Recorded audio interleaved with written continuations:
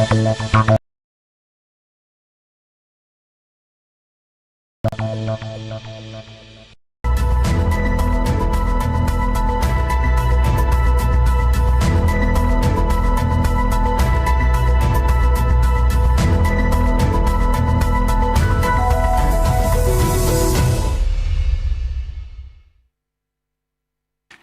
investigations were necessary because the oral committee reports did not contain the evidence required to prove the guilt of the suspects in court beyond reasonable doubt. It is always important to remember that the oral committee was tasked by His Excellency the President to receive complaints of looting of state resources, and complaints do not constitute irrefutable evidence of criminality. Our investigators have diligently concluded investigations in the following cases: the SkyTrain, National Service Ghost Name Scandal, District Road Improvement Project or DRIP, National Lotteries, Palgo Multipurpose Dam, SML, Frontier Healthcare Services, Free Wi-Fi, National Ambulance, Boankra Integrated Inland Logistics Terminal, Sputnik V vaccines case, and the land looting cases. In the case of the land looting cases, 8 have been completed and then 1 is outstanding. Now, ladies and gentlemen, let me give you a sense of what pertains. When the dockets are brought to my office, and the latest set of dockets were brought 2 weeks ago, I go through them diligently with the prosecution staff, the attorneys in the prosecution division, and other lawyers we work with, and then we can build a case and advise the investigators as to what to do when we find loopholes that may be exploited by defense attorneys. So I want to give 2 examples. In the case of the Boankra Integrated Inland Logistics Terminal, the report has been returned to my office. We have done our reading of the report and analysis of it, and we've come to the conclusion that there is a need for us to have a value for money audit, because that is the only way by which we'll determine the extent to which there was malfeasance relating to the finances of the project. But so far, nothing has been discovered that should, cause us to take action in court in terms of criminality. Well, that's the Attorney General, Dr. Dominic Akrotinge Ayene. He has announced what he described as the rumble in the jungle after the thriller in Manila, the imminent prosecution of the former Chief Executive Officer of the National Food and Buffer Stock Company, Hanan Abdul Wahab, and his wife, Faiza Said Wuni, for their alleged roles in an elaborate, as he described it, criminal enterprise that pilfered over 78 million Ghana cedis from state coffers. Now, the couple, as we have seen in very similar instances in this National Signals Bureau case, standing trial with his wife, as well as we've seen in this National Service Scandal case, you have Gift Yoweri Mensah and the husband named in one section or area of this entire, as the Attorney General described, a criminal scheme. We're seeing this play out in a similar fashion, that same template also playing out in this National Food Buffer Stock Company matter of stealing, conspiracy to steal, willfully causing financial loss to the state, using public office for profit, money laundering. He calls it the rumble in the jungle. It's by the Attorney General. Now he's giving details of the scheme. We will talk about it this morning here on Key Point. The most important question is the Attorney General convinced that he indeed will secure prosecution? There are those who still have questions about his motives of updating the public on these cases, and that some commentary he makes amounts to trying this case in public. Because in the end, these people will still have their day in court. Until then, what does the Attorney General have to say and not have to say? It's a conversation we'll have this morning because it never seems to go away. But then again, the public, in the view of the Attorney General, needs to know, because this oral promise was anchored on public confidence. 9 months and over on, the oral is yet to deliver any prosecution. Well, Attorney General has been responding to the calls for the speedy trial in these oral cases. Stay with us, we'll have a conversation, because we have a member, in fact, we have two members of the Operation Recover All Loot preparatory team joining us this morning. The Office of the Special Prosecutor has also earlier this week dismissed the allegations that it has indeed failed to cooperate with this Attorney General's office. The Attorney General indeed also came out to reiterate the collaboration between the two offices. But there's one thing that's outstanding, the fact that Kenneth Nanaya Oforiatta is still not back from the United States. In fact, this Office of Special Prosecutor described the claims of not cooperating with the Attorney General's office as misleading and factually inaccurate. Issued a clarification, but then, for the minds of many people who are watching us this morning, question is, will the trial in absentia that some persons have proposed, including some of my guests who will be joining me this morning, Martin Pebu, Kofi Bento, that look, if he's taking long in coming back, start the process in absentia as against the sentiments of the public that we want to see him physically go through this. Where will the chips fall? We'll have a conversation this morning here on Key Point. But he's still on the Interpol red alert, by the way. We checked the website last night. We'll show you this morning. We'll find out exactly what is happening with the Attorney General and the Office of Special Prosecutor. Because if you recall, the Special Prosecutor's Office said they were going to furnish the Attorney General with the said documents that have been outstanding for the past 2 months.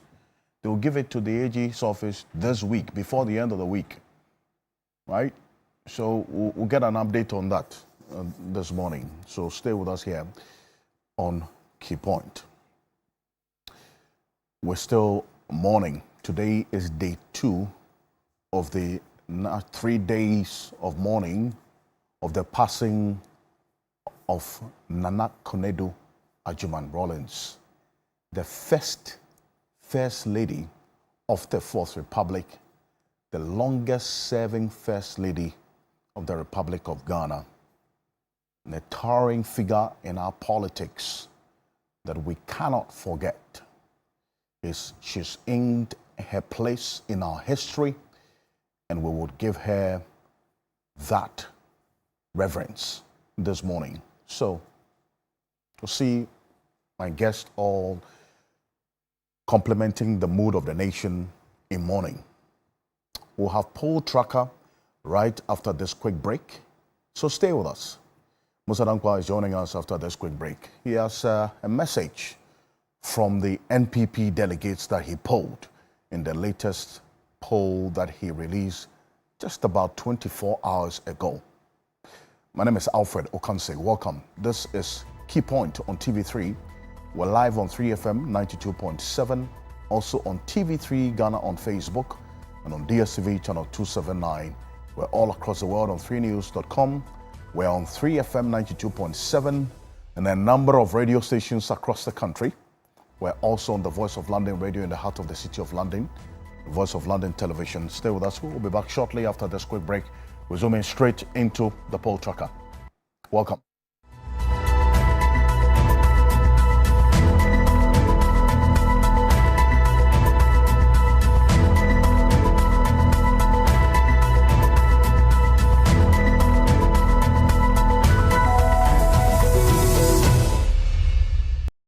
In the beginning,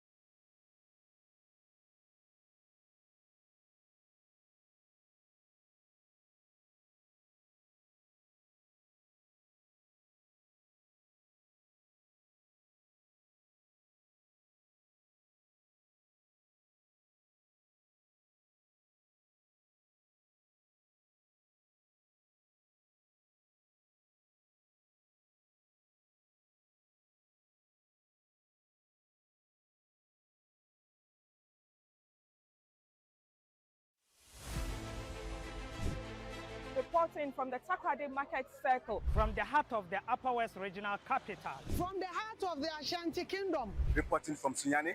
From the Central Business District of Navrongo. The parliamentarians are on recess. This is where it all unfolds. The moments that potentially alters the course of our nation and the world. These are the individuals we recognize, the voices we amplify, who appears on screen and who contributes behind the scenes. With professionalism at our core, we bring you news you can trust, impact journalism that makes a difference. This illustrates how diverse perspectives enhance our strength and reinforces our mission. This is 3 News. Leaders in breaking news, exclusive interviews, facts and analysis on TV, radio, online and digital. 3 News, first in news.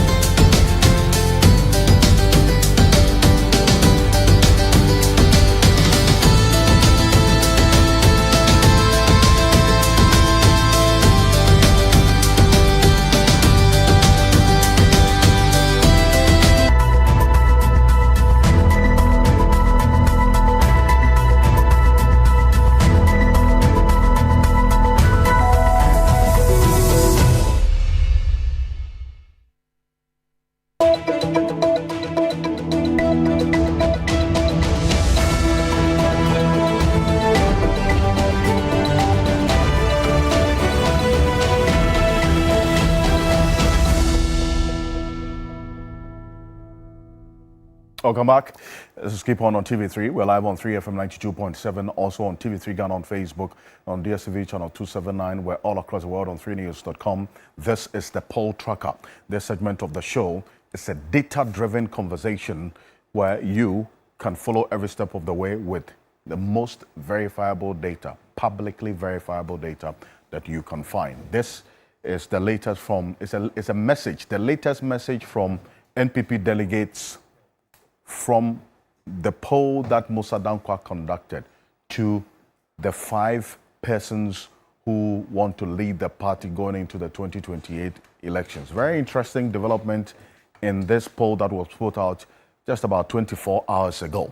But even before we get into it, 63 out of 87 NPP MPs in this parliament this week declared their support for Dr. Mahmoud Bawumia. Well, a few of them who addressed the press, but they say that 63 of them, in fact, they put out a list of all 63. None of them have come out to dispute that why is their name on that particular list. So we take it that their silence in this instance means that they are indeed consenting to their names being on the said list. 63 of them. And they addressed the press this week. Take a look. Engagement is to put it in the public domain. The minority members of parliament who are supporting Dr. Mahmoud Bawumia's project to become the flag bearer of the new patriotic party for the 31st January 2026 flag bearership election. With me here are some members of the team of MPs that are supporting Dr. Mahmoud Bawumia. It's not everybody who is here. Others are engaged in committee meetings. Others have traveled. But the leadership of Bawumia's team in all the regions are here with me. Dr. Bawumia is a leader who respects our history, yet reimagines our future. He has worked with the new patriotic party through every season of victory and challenge, serving faithfully, defending our record, and carrying our message with conviction and grace.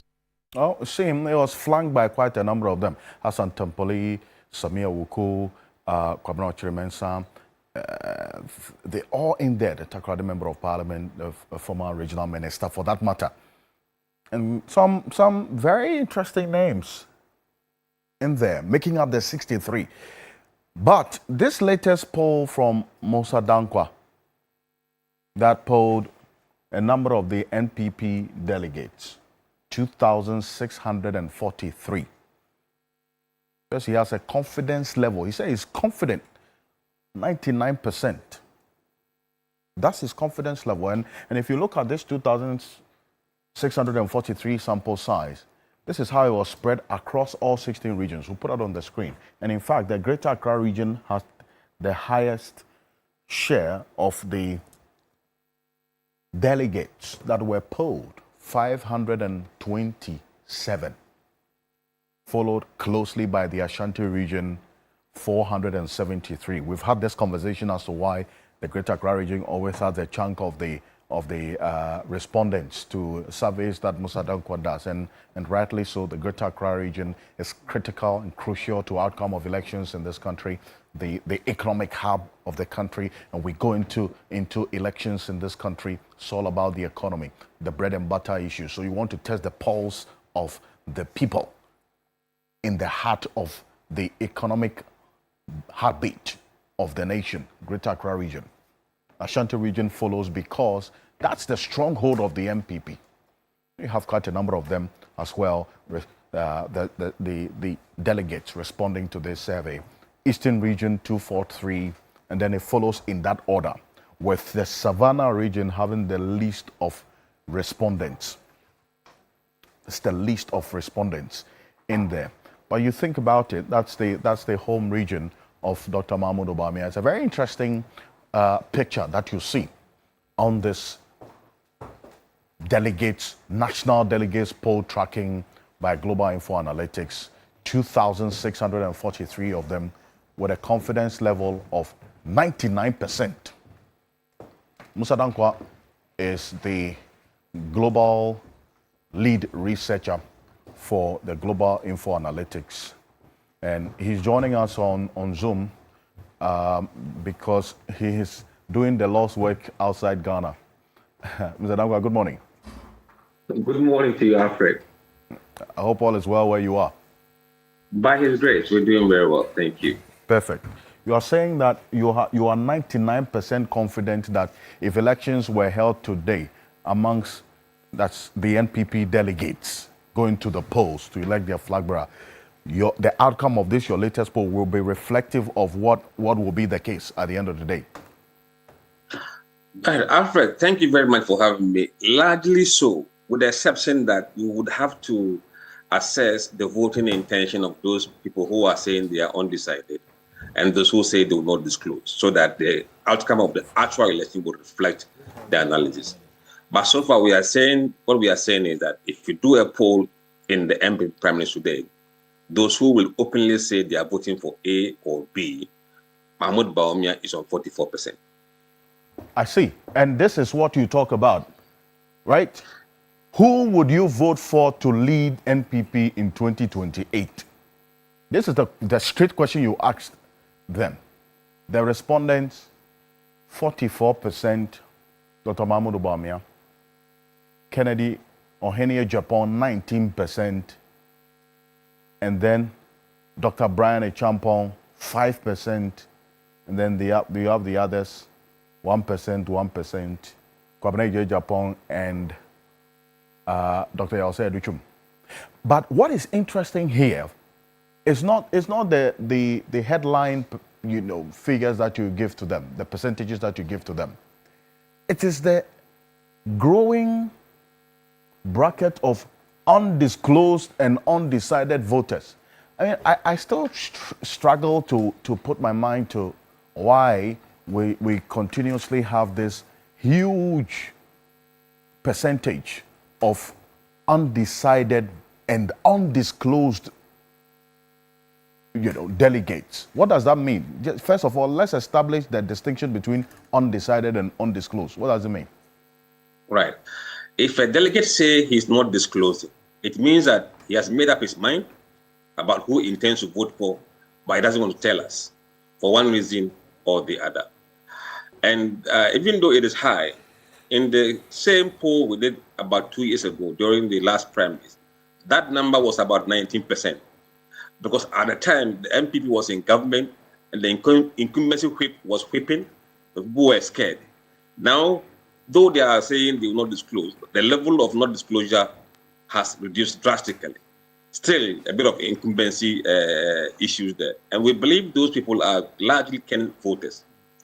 But those who are not decided or who are saying that they are undecided, they are genuinely, or some one reason or the other, telling us that they are not decided. They are still waiting to hear from the candidate, to hear their messages before they decide. So those are the people who will actually decide the election, the undecided. The undecided is actually the crucial bracket we need to be looking at, in your view. Those are the people you say they will decide the outcome of the elections. This 15%, absolutely. The 15% undecided. Absolutely, they will. I see. And why is that?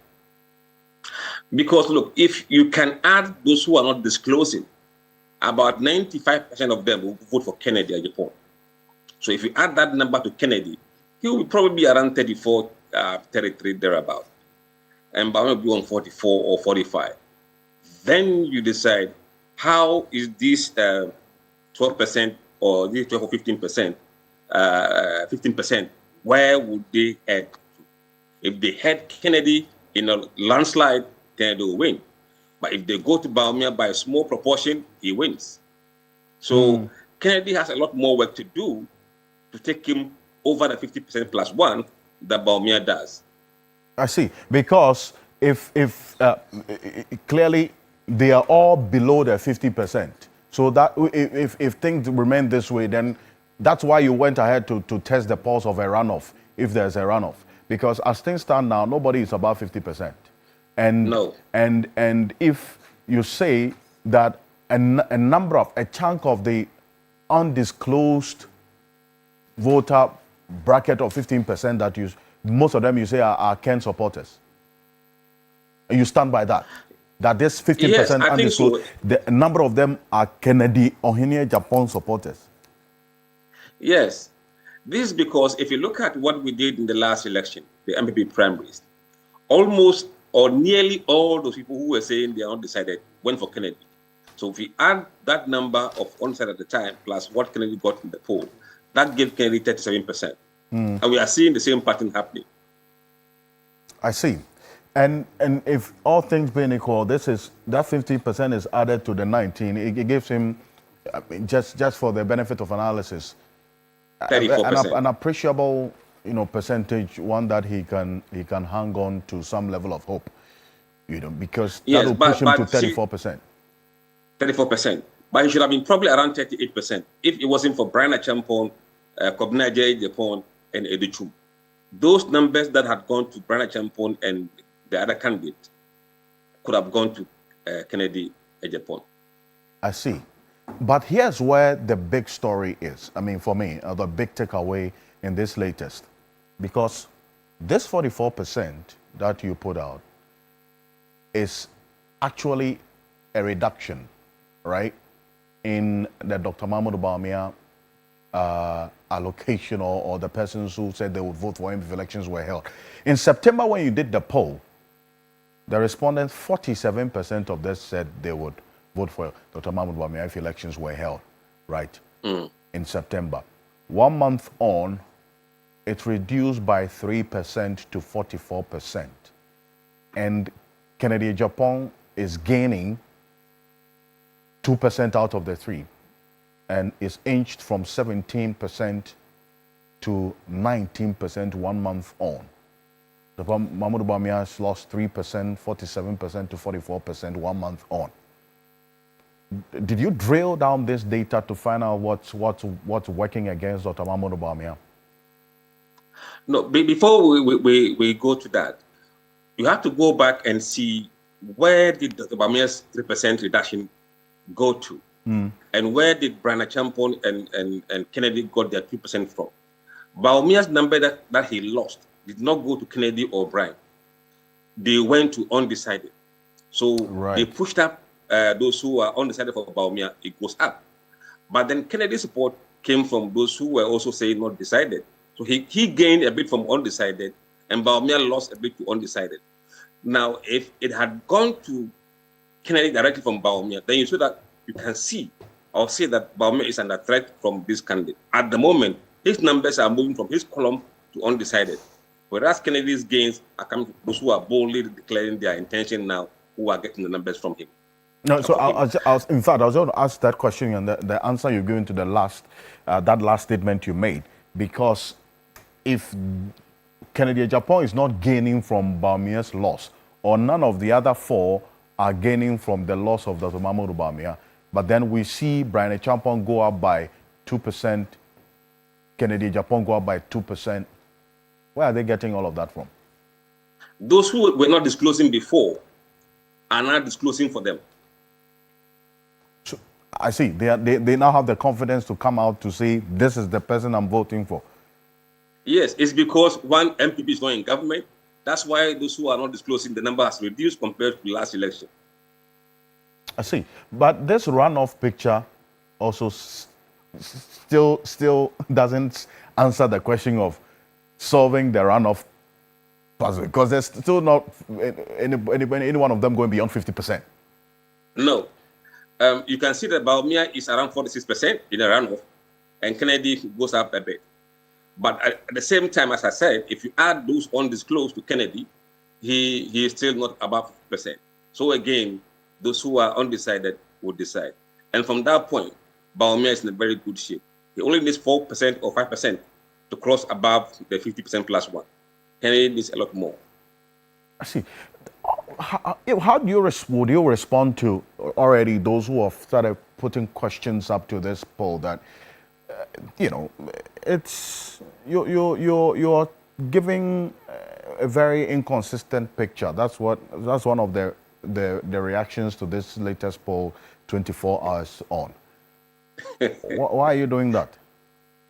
No, we're not giving anything inconsistent. I mean, if they compare our polls to other polls, then they have a case to make for why is our poll different from what others are showing. We have been truthful to ourselves and to the nation, and we've been portraying the pictures as we are told. Look, to assess whether a poll is consistent, you don't have to compare that poll to other polls. Compare that poll to itself. There are other dynamics we've shown in the data. That is consistent. If you look at those who voted for Kennedy in 2023 presidential primaries, only 70% are doing so for him again. But if you compare Baumia's numbers to those who voted for him in 2023 election, he's getting 72%. So there is internal consistency. If you look at those who have switched camp from Baumia to Kennedy and Kennedy to Baumia, the figures are also telling. So the poll has internal consistency. You shouldn't compare our poll to others. I see. Well, Mr. Danko, stay with me because I have Dr. Joshua Zato with us in the studio. He is a senior lecturer at the University of Ghana Political Science Department. He had the ambitions of representing the MPP in the Sisala East constituency at some point. He says he graciously lost, but he is not giving up on that dream as yet, as far as I do know. Dr. Zato, good morning. Welcome. Good morning to you, Alfred. Good morning. And good morning to see you again, Musa. Good morning, Martin. Yeah, just before that, I was saying, today is the birthday of Sir John Boedu. John Boedu was the former national organizer and general secretary. John Boedu? John Boedu. Yes, right. of the New Patriotic Party. Right. Happy birthday to you, General. Today, you served your party with distinctions and with excellence. You served your country to the best of your ambitions.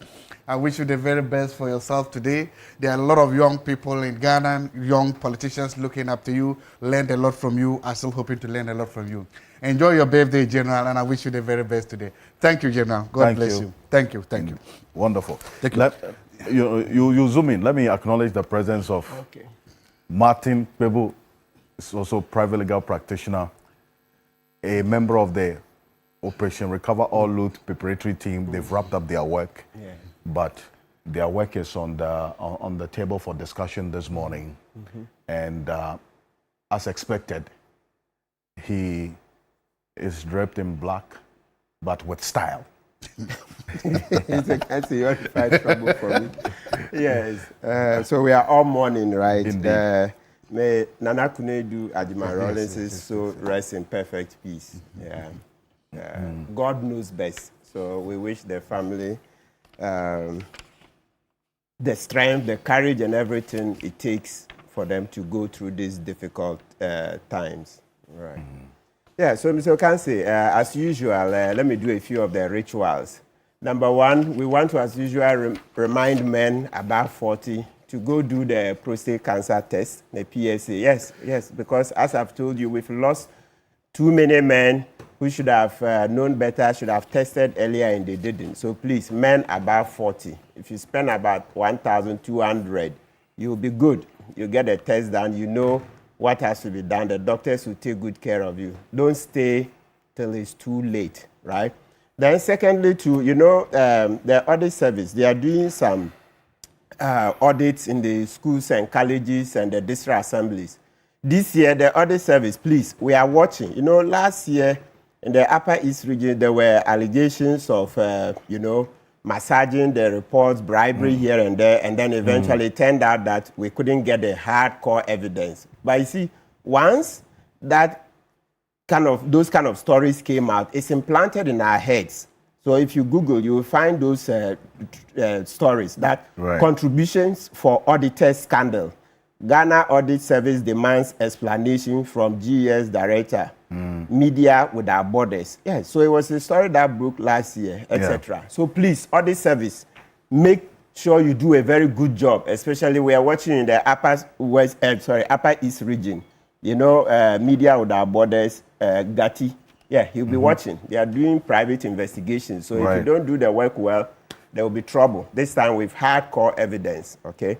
Yeah, so once again, we want to thank Domahine, Sofa Kufu, former Chief Justice, Togbe Afede, and Kinteki Tekuchuru II for stepping up and for speaking truth to power when it was very unpopular to do so. A lot of statesmen chose to be quiet. They wanted to find favor with the Akufo-Addo government. And today you see how history is proving you wrong. But these four valiant and gallant Ghanaians stood tall. And so we'll continue to laud them for what they've done. We are not saying they are angels. They also have their personal faults. But we have to laud the positive side. That's how we build society. So those who keep sending me private messages that this person did this, especially for Sophia Kufu, they say, oh, she led the removal of Charlotte Osei, etc. Yes, that was then. At least now we've upped the game.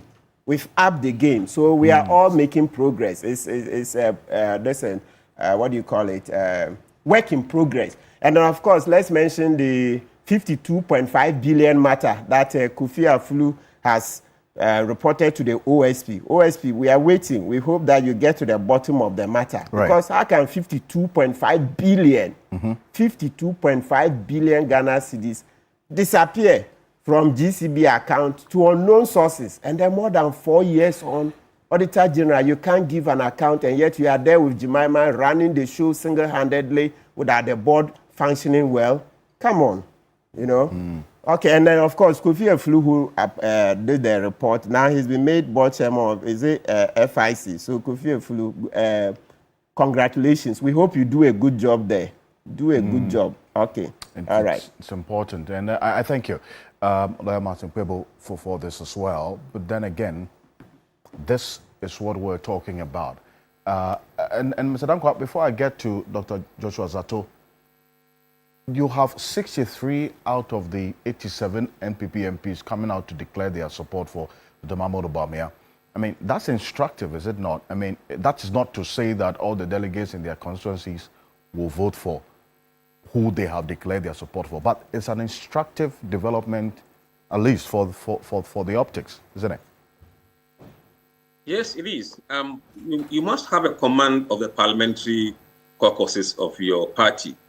And once you get that and it's genuine, I mean, it gives you a bit of umph.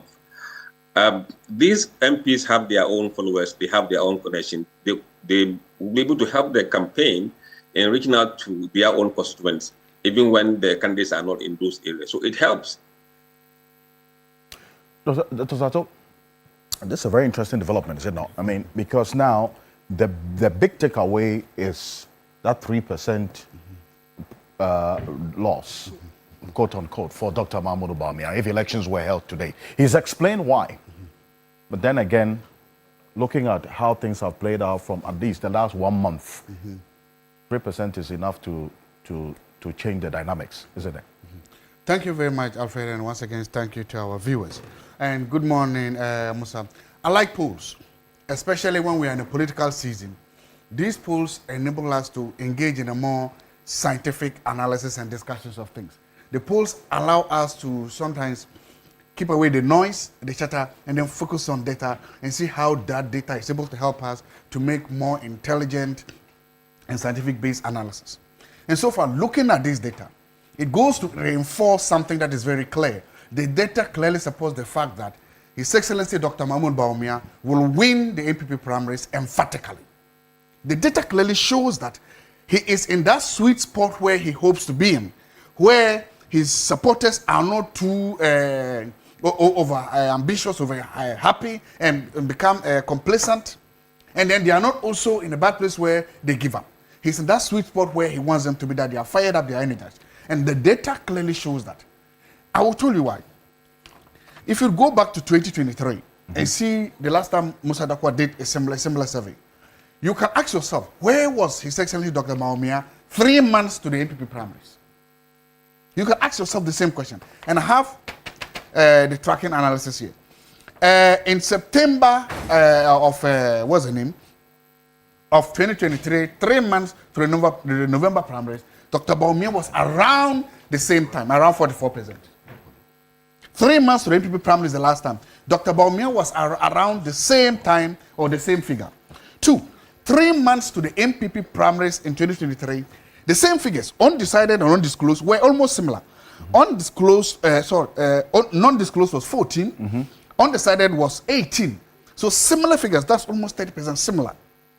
3 months to the, this was actually a month to the primary. So similar figures, similar trend. But there are a number of things that are different. I know, but I'm telling you, that's what I'm saying. So now you can do trend analysis. You can look at what were the figures last time, and are they telling the same story to them? Say yes. But I was saying that the situation is different now. No. Because if you look at what you're referring to in the run-up to the flag bearer race in 2023, you were in power at the time, in government.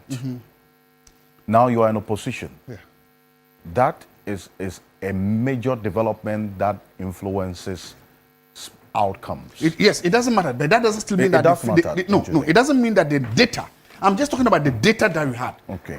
We can always interpret data differently. You can interpret it differently. But I'm saying that I'm just basing on the data that Musa Dakwa had the last time, before the primaries, and the data that he had today. And I'm saying that with the data that he had in the 2023, the undecided and the non-disclosed was almost 30%, almost like it is today. But what happened on voting day? They broke. Almost 80% of that broke for Dr. Bawumia to give. No, I'm saying that was what happened. And if you're not reading the trends, you will not begin to realize that similar things going to happen. Especially because, again, if you listen to him, he's saying that the places where the people that have not disclosed, not disclosed and listen, they are not moving to any other candidate. It's not as if one candidate is benefiting from that less story. They are moving to undecided. Then we ask ourselves, the last time, what happened to that undecided? The last time, that undecided broke heavily for the leader. And there's a reason why. Mostly, voters are aspirational. Nobody wants to lose their vote, or nobody wants to throw away their votes. So voters tend to vote for the person that they believe is in front, is leading. That is what I'm saying, that if you look at the trends in the global info analytics survey last time in this primaries, and yes, I have both. And then if you look at the same here, you will come to the conclusion that based on the way all the figures are moving, His Excellency Bawumia is in the commanding lead, he's in the safe lead, and that he's on roll to go and win the primaries come January 31st. That is what the data is showing us, and that is what is there. Mr. Dankwa, would you stick out your neck emphatically to as it were, support this position by Dr. Zato? Look, the data is very clear that nothing has changed between now and 2023. And if you look at the data closely, not much has changed. And he's right to say that the undecided broke heavily towards Bawumia in the last election. And those who were not disclosing went entirely to Canada Japan. If that logic still applies, then we will be in for another election. But because we have other candidates who are doing better than those last time, we expect the numbers to be slightly different.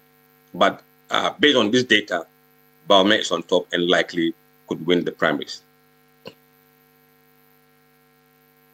Who will be looking over his shoulders on what is happening, and what you have just said is Abraham Amaleba. His private legal practitioner. He heads the National Road Safety Authority, and the thick of things ahead of the 2024 elections for the NDC. Council, good morning. Welcome. Good morning, Alfred. This must be sending some shivers down your spine, huh? About what? About that somebody's making 45% in his own primaries. And you say that should be sending shivers.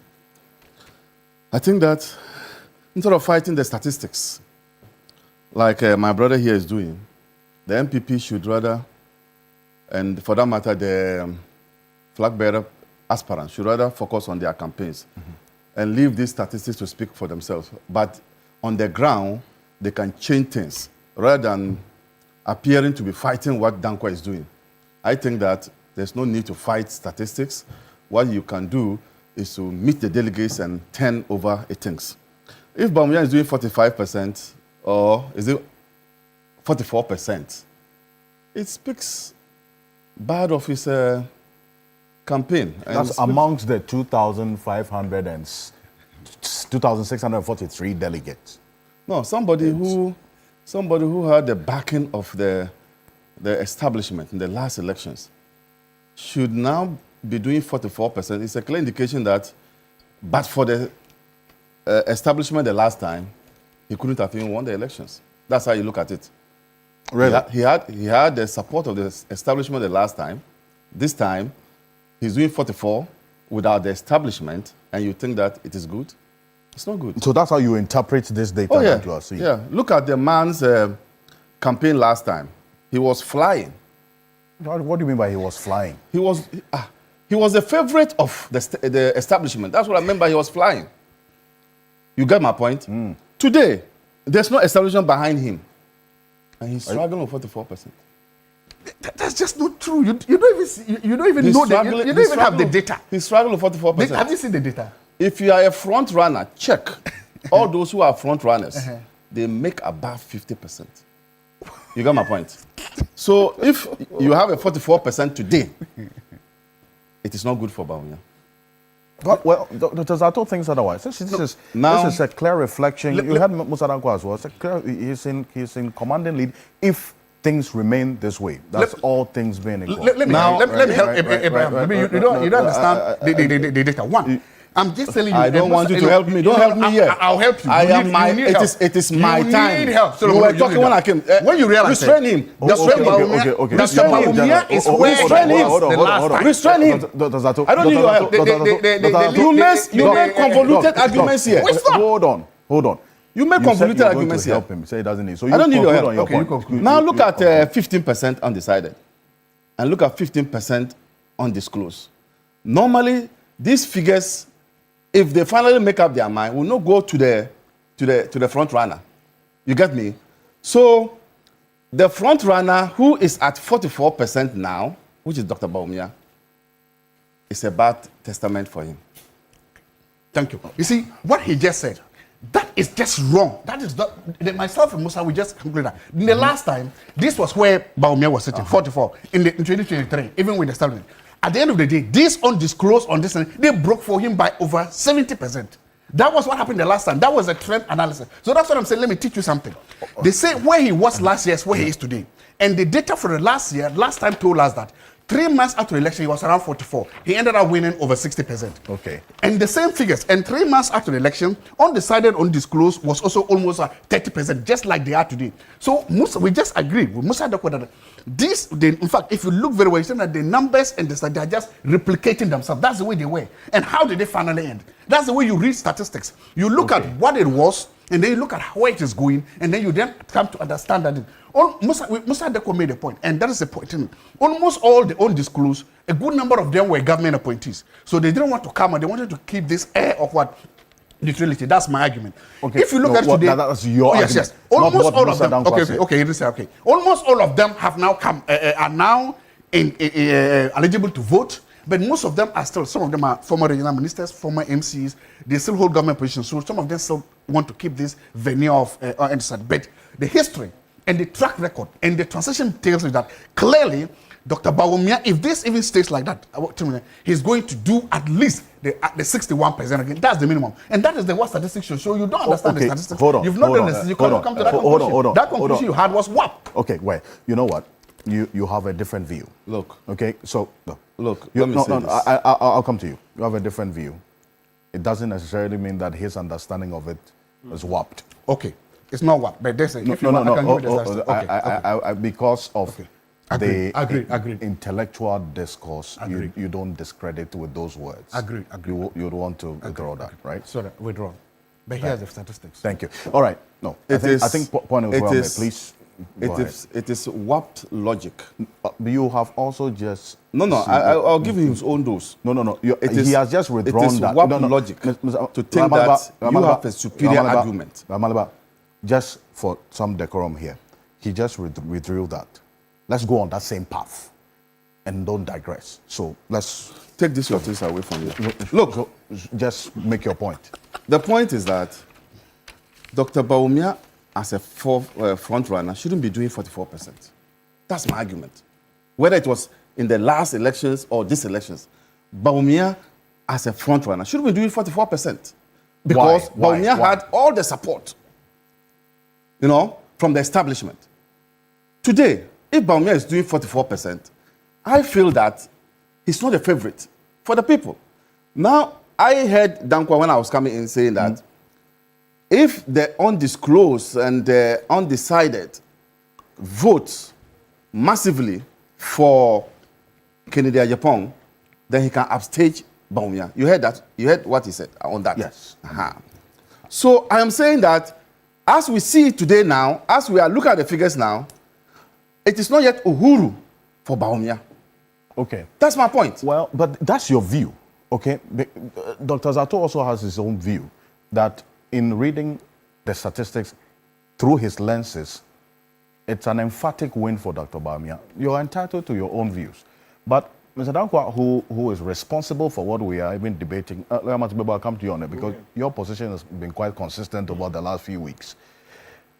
Can it be said, Mr. Dankwa, that the undisclosed 15%, majority of them could be former government appointees? That position that Dr. Zato espoused, which is his view, let me be emphatic on that. Would it be consistent with your findings? No, that is not correct. These people are polling station executives. They are not government appointees. They account for about 90% of those who are going to vote. We didn't interview the government appointees at that level. So what you are hearing or what you are seeing in numbers are people who are at the very, very bottom of the party and not appointees. At least beyond this, what we are seeing, you saw some MPs come out to declare support for Dr. Mahmoud Baumia. It means that he even though it's below 50%, you can't discount the impact and influence he's having, is it not? At all, no, we can't discount it. We can't discount it. You know, the figures hardly lie. So at 44%, well, what surprises me, and I've said it ad nauseum, but, you know, they are tone deaf. They should have seen that the last election speaks volumes. That's even putting it mildly. We should be using a stronger term. Maybe I'll get it. A man who went to the elections and got 41-point-something%, right?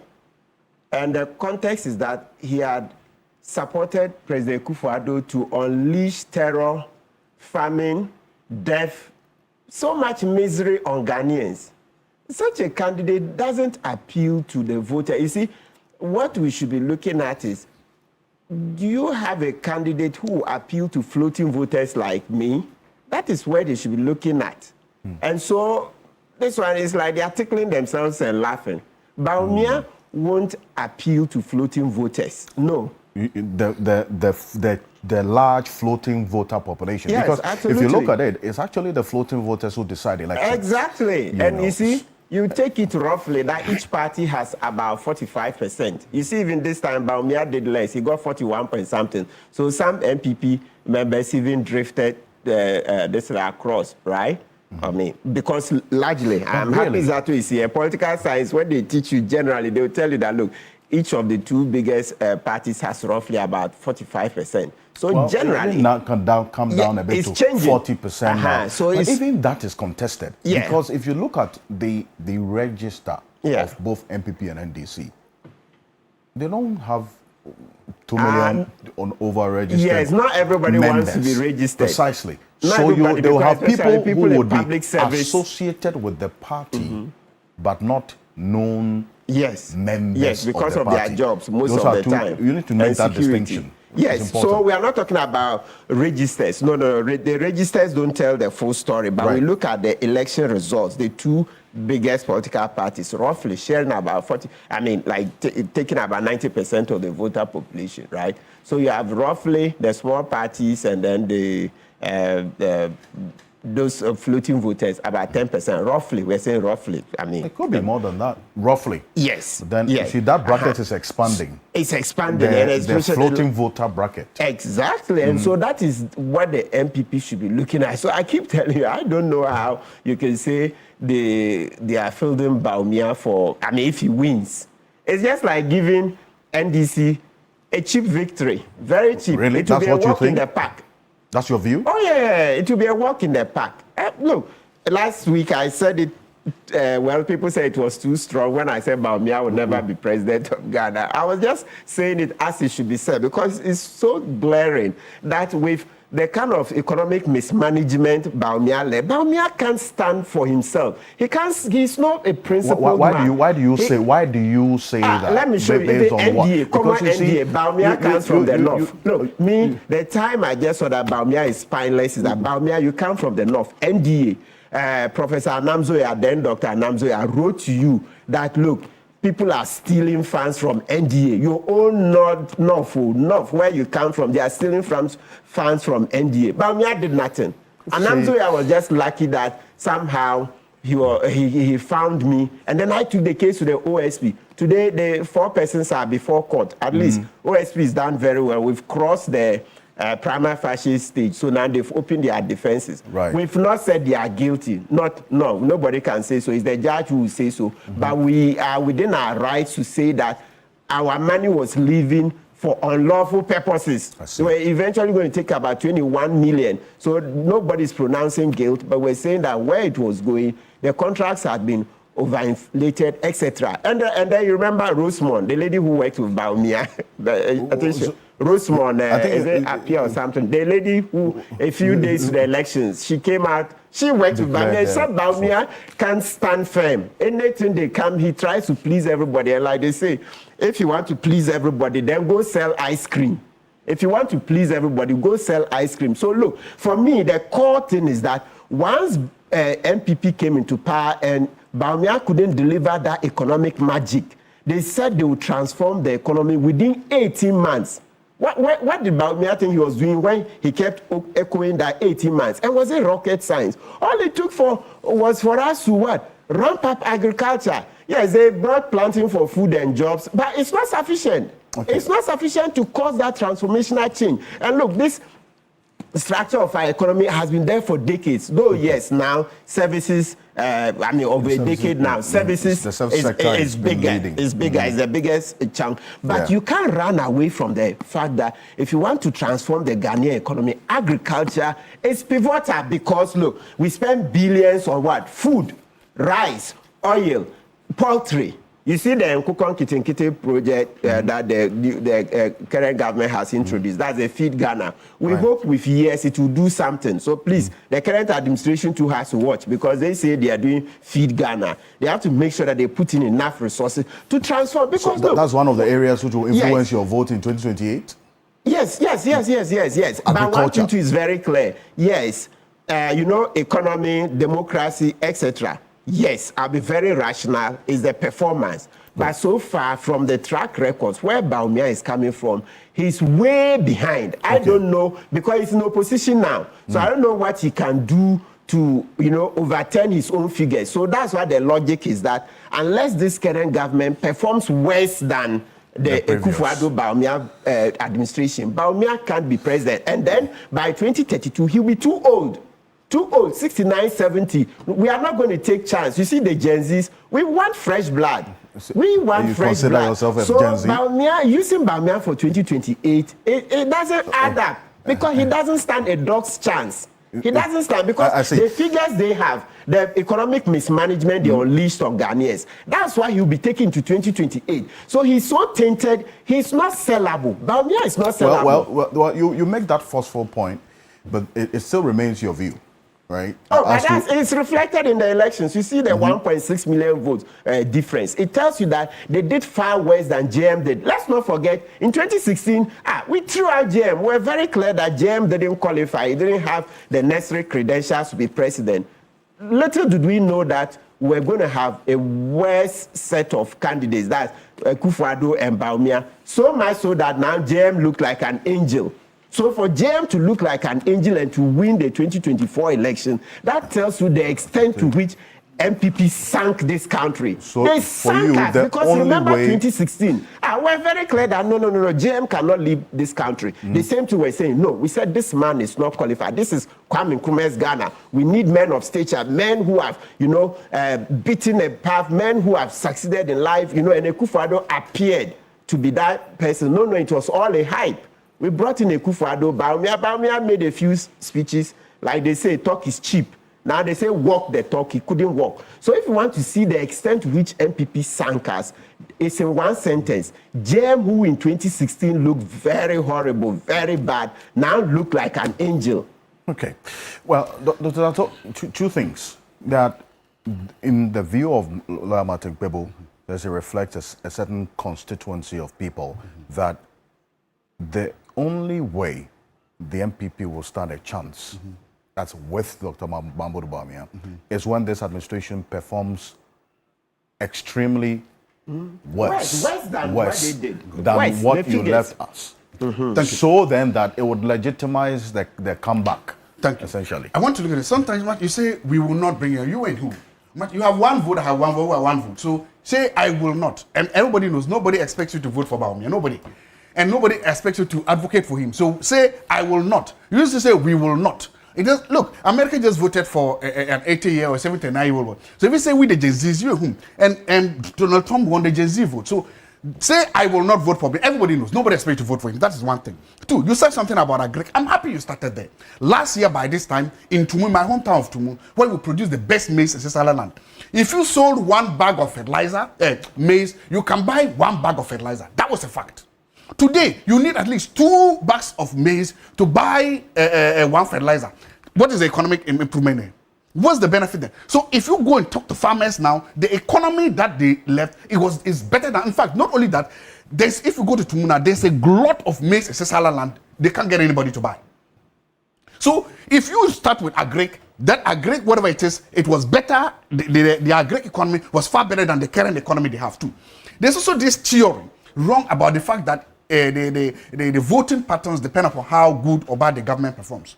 In 2008, J.A. Kufuor had performed a miracle for this country. He took a HIPIC economy, and by the time J.A. Kufuor was leaving office, the economy was considered a middle-income economy. He performed excellently, every indicator. All the best social interventionist policies we have in Ghana now were introduced by J.A. Kufuor. Name them: school feeding, mass transport, cocoa spraying, all of them. Mass. He did some mass cocoa spraying. What I'm saying, I'm making a point. Yeah. Almost all the because big, you were listing all the best social interventionist policies that this country started. NIA, National Insurance. I want to take out the cocoa spray. Okay, to take it out because that was there. Metro Mass. I'm talking about Metro Mass. I'm talking about school feeding. I'm talking about national health insurance. These are the bedrocks of the social intervention policy we have today. Kufuor introduced them. NIA. I mean, we can't say NIA. PSS was he president? Was he the one who implemented? He was the one who implemented. So he was the one who implemented it. Let's round up on this. Was he the one who implemented it? Was he the one who implemented it? No, I'm telling you the policy. So he did all that. No. Kufuor brought the economy from a HIPIC economy to a middle-income economy. But then people still lost the elections. So losing an election sometimes has absolutely nothing to do with the economy. The economy that Biden, that's why I always give local examples and foreign examples. Biden's economy was 10 times better than the economy Trump left. But Trump still won the election. Trump was considered unelectable, was not good. But Trump came back. So my point is, every election is different. Okay. So to pontificate that, you will not vote for because Bawumia lost election, he won't win again. It's not supported by any data at all or by any political theory or logic. Say you won't vote for him, we understand. Say you will support him, we understand. Okay. Say you will vote for the NDC candidate, we support him. But to then try to extrapolate that and then try to see things you can impose on the Ghanaians that we will not vote, we won't do that. You are who? You have one vote, everybody has one vote. Okay. And the records indicate. We've seen, look, so far, we have a very anonymous vice president. You realize that? Do you know why the current vice president is anonymous? It's because of the telephone about you don't think that Martin Gbebo represents a certain constituency of people who, no, he doesn't. Who think alike? Yes, and that constituency is NDC. Oh. Really? Yes. He's biased. He's never since one day supported Bawumia. You know something? He's never since one day supported you Yes, he's never supported you. You would say that, I mean, it's a constituency of people who think alike, but not necessarily having I've not seen any data to support that. If he shows me data to support a constituency like him, I will buy that. He has a question that you think Dr. Bawumia would appeal to the floating voter population? Yes. And I say he will. And he should. Because think about it. I've just given you an example. Mm-hmm. If you look at the current Vice President of the Republic of Ghana, She's anonymous. Do you know why she's anonymous? She's anonymous. That's your view. That's my view, of course. We are all expressing our views here. We are not here to express somebody else's view. I agree. Will see her do other things. What Dr. Bawumia has achieved, his policies, they are ringing policies right now all over this country, right now, that are being implemented by this government, that were born out of the hard work he did. He himself will tell you he fought battles. He lost some, he won some. And then if you look at it, then you're going to begin to realize how he was one of the most phenomenal, one of the most transformational vice presidents. And Ghana will be very safe in Dr. Bawumia's hands. Right. And that's it. And as I said, I made this the last time. I sit here and I look at the NDC's bench. I look at the people, the NDC's bench, at a Folsom,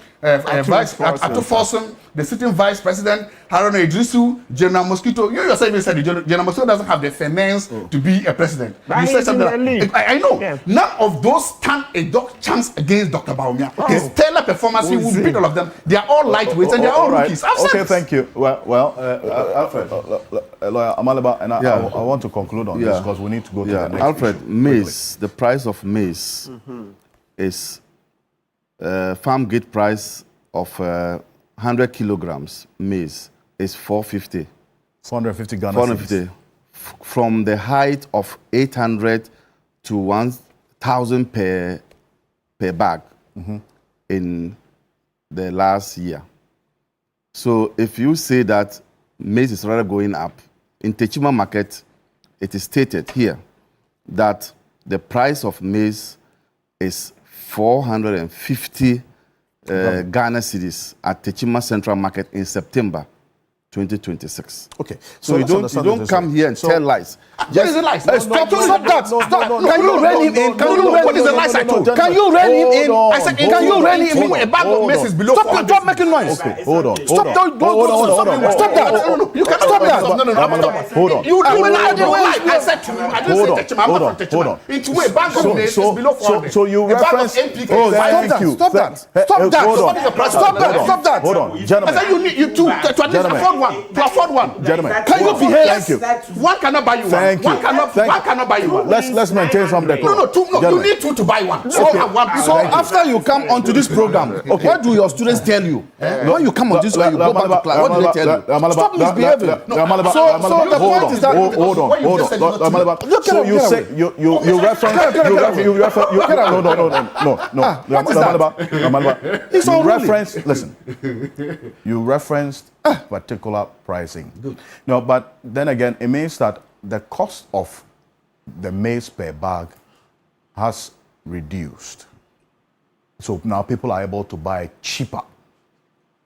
His point is that because the price has reduced and people are buying it cheaper, now the maize farmers would have to sell double to be able to afford the price of one NPK fertilizer.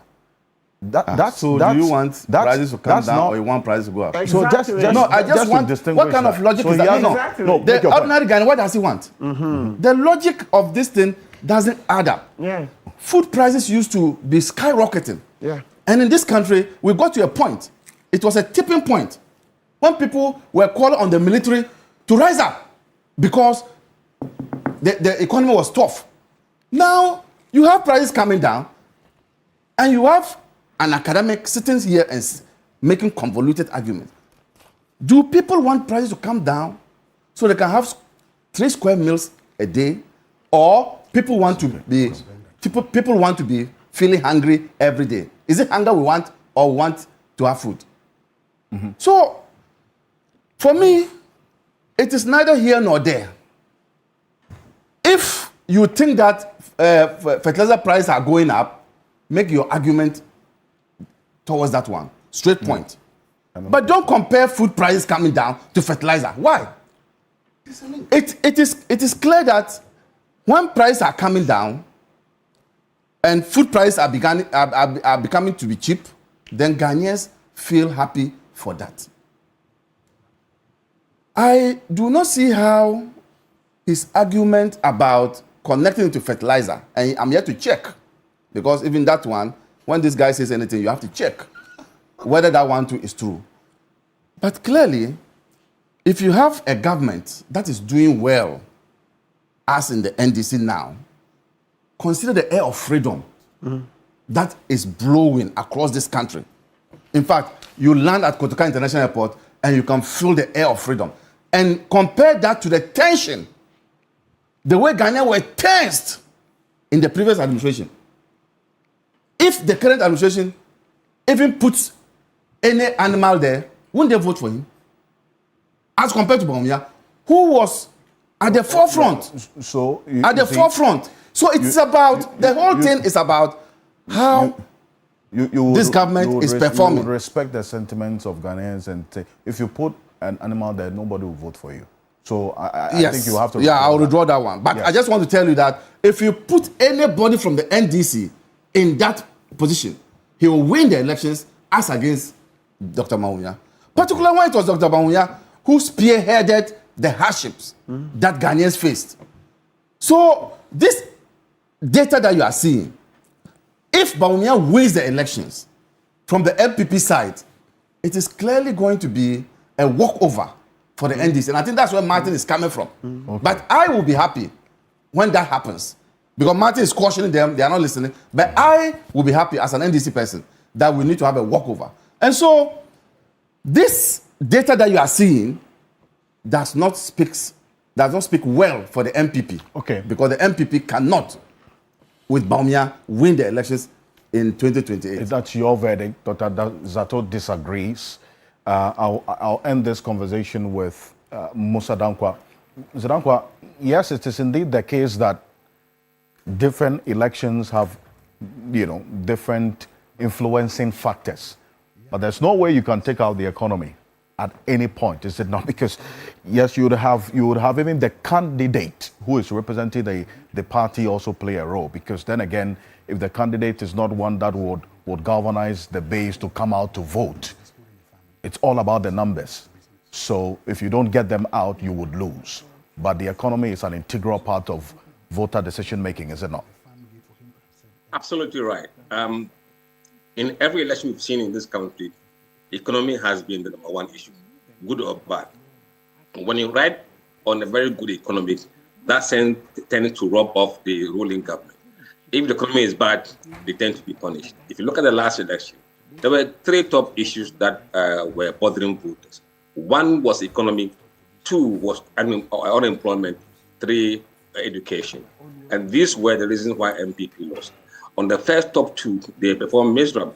And on the third one, who were divided as whether the free education was good at all. So economy has always been number one. I see. Zanako, I appreciate you for this. Thank you. When is the next poll, by the way? Next month, November. So you're going to do this, in fact, because the MPP has just about 107 days from now. 107 days. Every 30 days, there will be MPP delegate polls. Every 30 days. Correct. Perfect. Appreciate you. Thank you so much for joining us. Musa Dankwa is the Executive of Global Info Analytics, Executive Director, also the lead global researcher for Global Info Analytics. Thank you for joining us. I've got quite a number of your messages, a number of you asking me to allow Martin Kpebu describe himself as a Gen Z. It's a state of the mind, is it not? I like that, like Trump says. Yes, we are a borderline with them, so we are neighbors. True. So you are Gen Z. Never mind. People are selling prices of place in their various markets. Yes, exactly. Navrongo is 400. Navrongo is 400, so cheap. Then today's Navrongo market day, they say it's 400. Then a bag of fertilizer, they say it's 400. Where?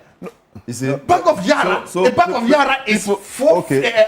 So you see, 500. what you said is not inconsistent with part of what he said. Yes. I think that the issue is the price of maize has gone down. Yes, I said that. That has reduced. I said that. Which is for the greater good, because then people are buying food at a cheaper price. Yes. His issue is that now it's at a loss to the farmers because then they have to sell more to buy fertilizer. So what it does is that it discourages farmers from seeing it as a business. You invest in it because it's a business. No, if you are not spending money for price to go up, I'm making the point. So you do it. You see, you need to have the price to go up. I think you could have just ended it there. Just one statement. Listen, if the price of maize coming down means that the price of other foodstuffs and generally the economy prices have come down. So the farmer who now has to use more than one bag to buy the NPK, his prices, cost of living has come down. So overall, he's better off. So there's a trade-off. Yes, essentially. exactly. That's the way. Thank you. It's a trade-off. Okay, thank you. So let's be very holistic in our this one-sided politics is too much. Thank you, gentlemen. Thank you. This is Key Point on TV3. We're live on 3FM 92.7, also on TV3 Ghana on Facebook and on DSTV channel 279, all across the world on 3news.com. And the next issue this morning, the Attorney General, Dr. Dominic Akrotinga-Ayene, earlier in the week, in fact, a couple of days ago, addressed the press, giving details of finally the rumble in the jungle and why he tags it that way after the thriller in Manila. But we start off this conversation with his verdict on the oral preparatory team's work. This is what he said about the oral preparatory team and the fact that the report they presented had quite some work to be done on it. Reason why it's influenced this delay in prosecutions as some have been complaining about. Take a look at this. The investigations were necessary because the oral committee reports did not contain the evidence required to prove the guilt of the suspects in court beyond reasonable doubt. It is always important to remember that the oral committee was tasked by His Excellency the President to receive complaints of looting of state resources, and complaints do not constitute irrefutable evidence of criminality. Our investigators have diligently concluded investigations in the following cases: the SkyTrain, National Service Ghost Name Scandal, District Road Improvement Project or DRIP, National Lotteries, Palgo Multipurpose Dam, SML, Frontier Healthcare Services, Free Wi-Fi, National Ambulance, Buankra Integrated Inland Logistics Terminal, Sputnik V vaccines case, and the land looting cases. In the case of the land looting cases, 8 have been completed and then 1 is outstanding. Now, ladies and gentlemen, let me give you a sense of what pertains. When the dockets are brought to my office, and the latest set of dockets were brought 2 weeks ago, I go through them diligently with the prosecution staff, the attorneys in the prosecution division, and other lawyers we work with, and then we can build a case and advise the investigators as to what to do when we find loopholes that may be exploited by defense attorneys. So I want to give 2 examples. In the case of the Buankra Integrated Inland Logistics Terminal, the report has been returned to my office.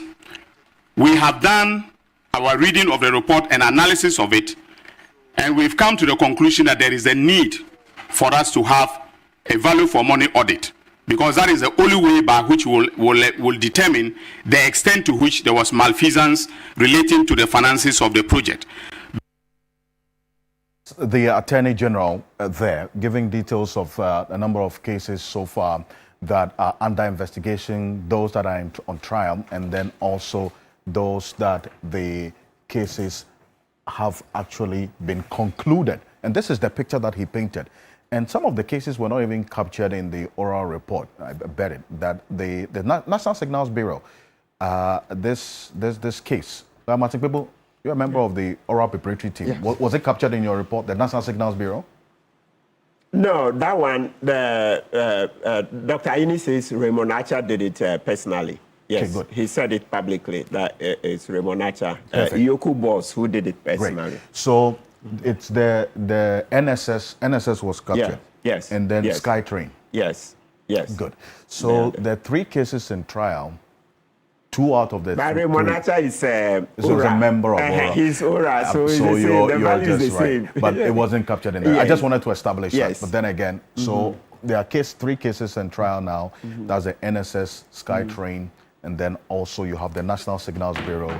It says that yesterday. And Akunta Mining, Akunta Mining, yes, was part of it. Yes. In your oral report. But I'm chief crusader against Akunta Mining, so Akunta Mining couldn't have escaped. Absolutely. Yes. He announced 17 cases. But he ran through quite a lengthy one. Investigations have been concluded in 10 of them. There are 4 cases under investigation as we speak. But he says this is work in progress. But this is the verdict that he put on your work as oral preparatory team. He says that the report you presented lacked evidence beyond reasonable doubt. Why so? Because these are criminal cases. The threshold for establishing guilt, as it were, or investigating criminal cases is beyond, or it must be beyond reasonable doubt. And so the report that you presented lacked this very essential ingredient for criminal cases, that the evidence must indeed be beyond reasonable doubt. Is it a fair verdict on your work as the oral preparatory team? Yes, but yes. I mean, just speaking straight talk. Yes, but it's not a negative verdict. It's not negative. Even there is a part of the speech. Maybe you can let your producers look for it and bring. Why he said that the mandate was limited. In fact, yes, the mandate was limited. So when you read the two together, no, he couldn't have been. Yes, he can criticize Ora on other aspects, but this particular one, he wasn't. I don't think this was meant to criticize. Exactly, that's why I said so. It's not negative. He was just describing the state of affairs. You see, let's not forget that. You see, we are doing a whole of government approach in governance now. A whole of the nation, okay, a whole of the nation approach. So when you're doing something, you carry the citizens along. What led to this oral team? President Mahama said that as soon as he won, people were inundating him with reports. He couldn't cope. Naturally, you know, it's why he might be 1 or 2 phones. He couldn't cope. So quickly, he thought that, no, why don't I set up a committee to receive these complaints, document them in an orderly fashion, so that when I take over, these reports will be given to the Attorney General, who will then distribute, you know, because Attorney General cannot prosecute corruption cases. He has to give over to the OSP, etc. When it's if it is money laundering, it has to go to Yoko, etc. Right? So the president said he had to do that, and that's a master stroke. It was a high watermark decision. High watermark decision, because people inundate him. So if he didn't do anything, then it will show that he's tone deaf. But he got an idea. Why don't I get some citizens to sit and get some staff to collect and collate these reports? You see, so that's why Dr. Ayene himself said that ORA couldn't have done forensic investigations. ORA couldn't have done detailed ones. Right. So we receive reports, and then for some of the reports, if we had other publicly available information, we put all these together to make the story, you know, a bit comprehensive, readable, and so to ginger investigation. So I don't see Dr. Ayene as saying something negative about ORA. He was just reminding citizens that what ORA did is not investigations to produce a docket that will take you into court. Well, there are some of the view that if that's all you did, then really it was a waste of time, because there are other institutions who could have been receiving these complaints. Why set up a committee for that matter? Those institutions always existed, yet the fact that they were going to the president-elect tells you that at least citizens had lost hope, okay, and faith in these institutions. And it happens because a lot of those institutions couldn't assert themselves. Shraj. You remember, yes, Shraj, OSP, CID. CID. CID, I always mentioned Madam, they say, what do you call her? Faustina and Kofi, COP, and Dampari, you know, week. Yes, all of them. They didn't assert themselves. Ekufado was the clearing agent, so he muscled them. You remember here, Akunta Mining, we present, thank God, Edem is here. Let me introduce at this point, Edem Senano is a co-chair of the Citizens Movement Against Corruption. He's going to be wearing 2 hats this morning. But Senano, good morning. Welcome. Good morning. So Edem Senano sitting by me here, he and I, Ken Ashigbe, and then Dr. Kwame Sapoisiedu, presented the petition on this Akunta Mining to a CID boss for Senando Kofi. October 2022. October 2022. Then then about 3 days later, the Media Coalition Against Illegal Mining, led by Ken Ashigbe, though he was part of us, he also led his group to present another petition to IG. So 2 petitions, one to CID boss, 3 or 4 days later, another to IG himself. So 2 petitions, and they were consolidated, that's put together, because IG Dampare referred it to Ando Kofi. Then Ando Kofi got investigators, Godwin Ponyo, Superintendent Inkum, etc. I think there was a 3rd one. This, so long and short, we all know this investigation that was in rocket science, because we even attached the pen drive that showed the distraction to the Tano Nimri Forest, etc. Yet Ando Kofi and IG Dampare made sure that this case didn't go to court. They were pussyfooting, kukwasa, sa, and then you see how it helped to kick out the Kufuor administration. So a lot of Ghanaians had lost faith in this institution. So they said, no, JM is coming. Let's go and give our petitions to JM. You can't fault them. You can't fault them. They saw those institutions and chose to go to JM. And when we opened the oral lines, you see, over 2,500 complaints. And then we did those that we could do within that limited time. So that decision, look, trust me, you know, but since this government took over, if they did things that are not right, I disagree. You remember, as soon as the president came, this asset declaration law, when you gave an extension for appointees to fill their declaration, I said no. Under Article 284, he doesn't have such a mandate. He doesn't have the power to extend, because the law says that the appointee must fill before entering the office.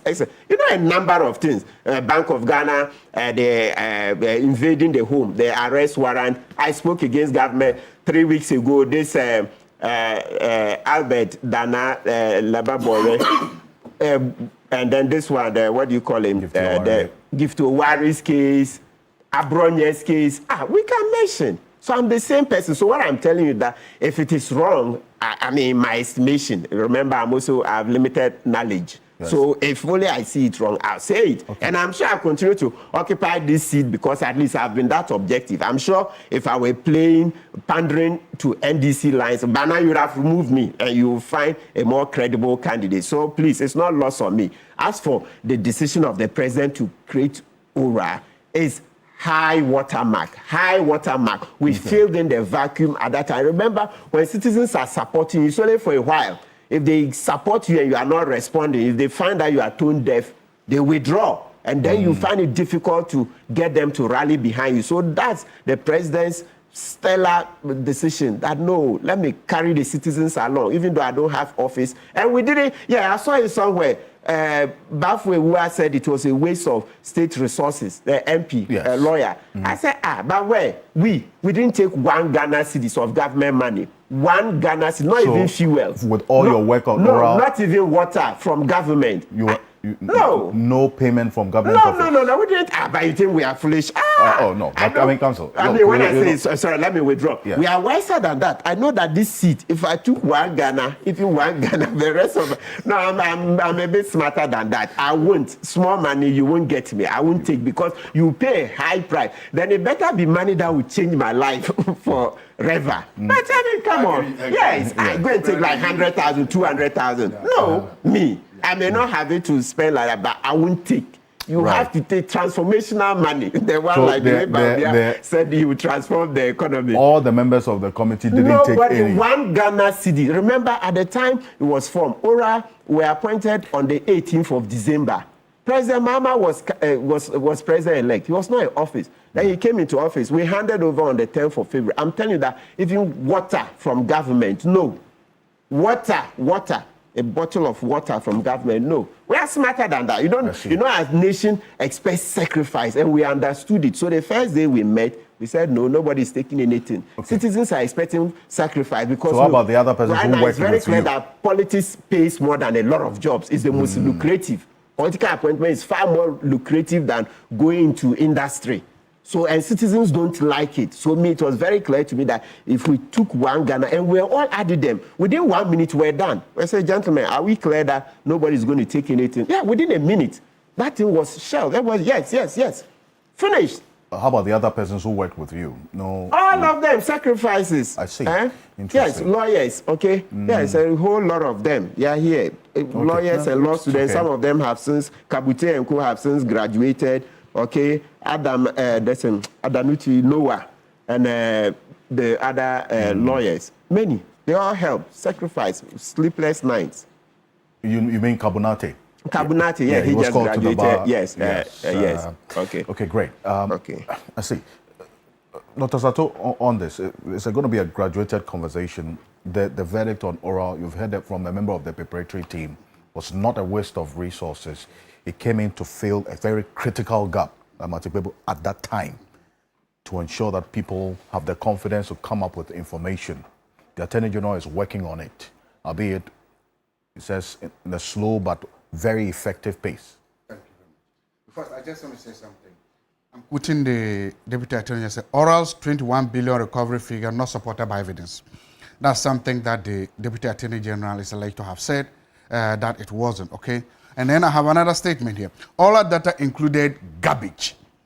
Entries collected without verification. That is all coming from a member of what? Oral. Telling us that the information they collected is garbage, is crap. And that, or some of the information, and that Oral's 20 billion recovery not supported by evidence. I want to situate my presentation based on these two fundamental things. Look, I have a theory that I've passed and I've said it here. I believe in accountability. And I believe in regime accountability and post-regime accountability. I believe that if a government in power, either through your actions or inactions, willfully or unlawfully, refuse to hold your own people to account for office, that is regime accountability. That the next government that comes has every right and must use every legitimate means to hold those people accountable. At the end of the day, so long as there's accountability, at the end of the day, so long as you are telling people that if you raise your hand and swear an oath to occupy a public office, there is a day you will be held accountable. And when that day comes, so long as your fundamental human rights are protected, and so long as the presumptions of innocence, all those basic things, so long as they are respected, you will never see me come and sit here and try to justify to somebody for what they have not done. No. Let the law take its course. Let the people's right be respected. Let it go there. I want to say that. And at the end of the day, my belief too is that let the courts and not a politician decide the fate of the people that are signed. Okay. I believe in those things. Then that is what brought me to this issue. Oral, even if we cannot get the 20 billion or whatever it is, oral get money. People are being prosecuted. I have no problem with that. But here's where I have the problem, or here's where I have the issue. When this Attorney General came in, he issued up to 6 or 5 null prosecutors. Prosecutor. Oh, thank you. Prosecutors. Thank you. Prosecutor. He issued them. Yeah. I call those sweetheart deals to all those who got the null prosecutors were members of the NDC. The government did not allow a court of competent jurisdiction to determine this person's guilt or innocence. No. They denied a court that decision. And those decisions were made by a politician and they benefited a politician. They were made by an NDC Attorney General and they benefited former and current NDC officials. Sweetheart deals. If you add the money, the total money in all these null prosecute cases, they will be equal to or they will be almost close to what the money Oral was supposed to get. That is money now flies down the toilet. These people also bought properties, plenty properties. These people also made investment. We've now told them our government has come, Abai Papa Abba, and because Abai Papa has go chop the money, spend the money. Your freedom is there. Do whatever you want with that money. We'll drop the cases for you. But now we are chasing another money that we say people have stolen. Imagine in a fair country. Imagine we had a minister of justice, who says, look, even though you are my party member, even though we are in the same party, I will let the courts determine your fate. I will let the courts determine whether you are guilty or not. Let the courts do that. Meanwhile, I will also and chase these ones. Imagine we collected both monies. Imagine in a just world, we collected the money of the 7 or 5 or null prosecutor cases, And then we also chase these people and collect all their money. We'll be rich. We could easily fund Big Push. We could easily establish the Women Development Bank. We could easily pay cocoa farmers the 6,000 we promised them. We could easily do almost all the transformational things that this government has promised. My point is, why do you tell some group of people who are all your political friends keep the money that you are alleged to have stolen? And in almost all the cases, you made something. Is it presumption of innocence? Yes. No, where you get to in the court and the Attorney General has made this case. Prima facie has been established and they have opened their cases. That means that the courts have determined that there were questions to be answered. Not a human being. You could say the case was weak, the case agree. In the ambulance case, in the cocoa board case, the snake case. Unethical. Okay, good. But I'm saying that in some of the cases, in the cases, they have passed that stage where the court has found that the evidence provided that the people should open their defense, right? They have passed that stage. My point is, where is the hurry? Why don't you let the court? So you left. So imagine all the money. Let's say it was 50 billion that those people were alleged to have stolen, and then it's $50 billion here. 50 billion. You are saying this people keep the $50 billion. Chop it. Do whatever you want it. But I will now start chasing this $50 billion. I think it's unethical and I think it's fair. And a minister of justice must seem to be doing justice to all right now. He says you're only doing justice to indiscipline and indifference, but injustice to people that you perceive to political opponents. Now, there's something that I completely agree with Martin. That in doing these cases, we should also look for retrieval, not necessarily convictions. Yeah. And my benchmark will be, that is why I completely disagree with the 60-40 with the Unibank case. My fundamental starting process is this. You are allowed to have stolen this one. 1, pay all the money. 2, with interest. That's where I'll start the negotiations from. I'll tell the Attorney General, if I could advise, say, look, pay all the money first. If you are alleged to have stolen $2 million, you pay it first with at least 10% interest. Okay. Once we have all this money, then we can talk. I will go for that because, as we've seen, in 2028, NDC loses power, they make me Attorney General. Okay, they won't make me because I'm not a lawyer, right? And then I come and say, hey, all of you are my friends, let's share the money and you go home. What happens? The state keeps losing. And there's something. These accused people are smart, they are intelligent, and they have money, and they can hire the best lawyers in this country. The best lawyers money can buy, like the Kwebus.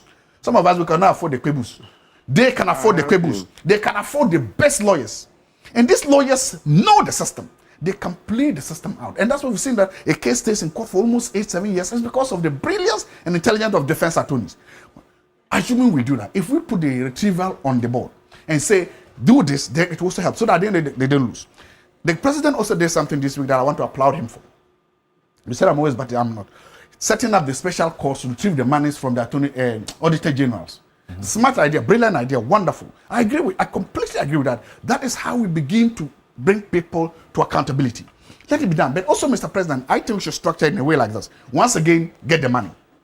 Mm-hmm. If you are a chief executive or whatever you are, and you say you've stolen this money, let's get the money with interest first. Then secondly, there must be something punitive. And the punitive is that if you were a chief director, let's drop you by a point or two. Mm-hmm. You were a chief, all of a sudden you are now a manager. We've taken the money, we've taken this, and then do that. If we do these things, we'll begin to improve our public governance. These are the things we need to do to make sure that how we govern the country and that we don't give opportunity for people to loot this country and hide it somewhere. We must seem to be fair. Mezano, Master Stroke, Oral? Well, yes, I think I was probably one of the first. Thank you.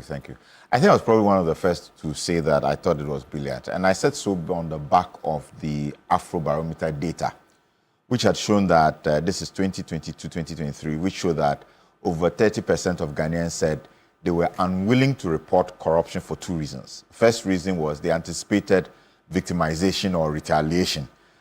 In other words, their biodata would be released, and so persons who ought not to know, including those who they were reporting, would then attack them. So that was one reason they would not report. And the second was because they thought nothing would change. Now, the brilliance of Aura for me was in the composition of the committee.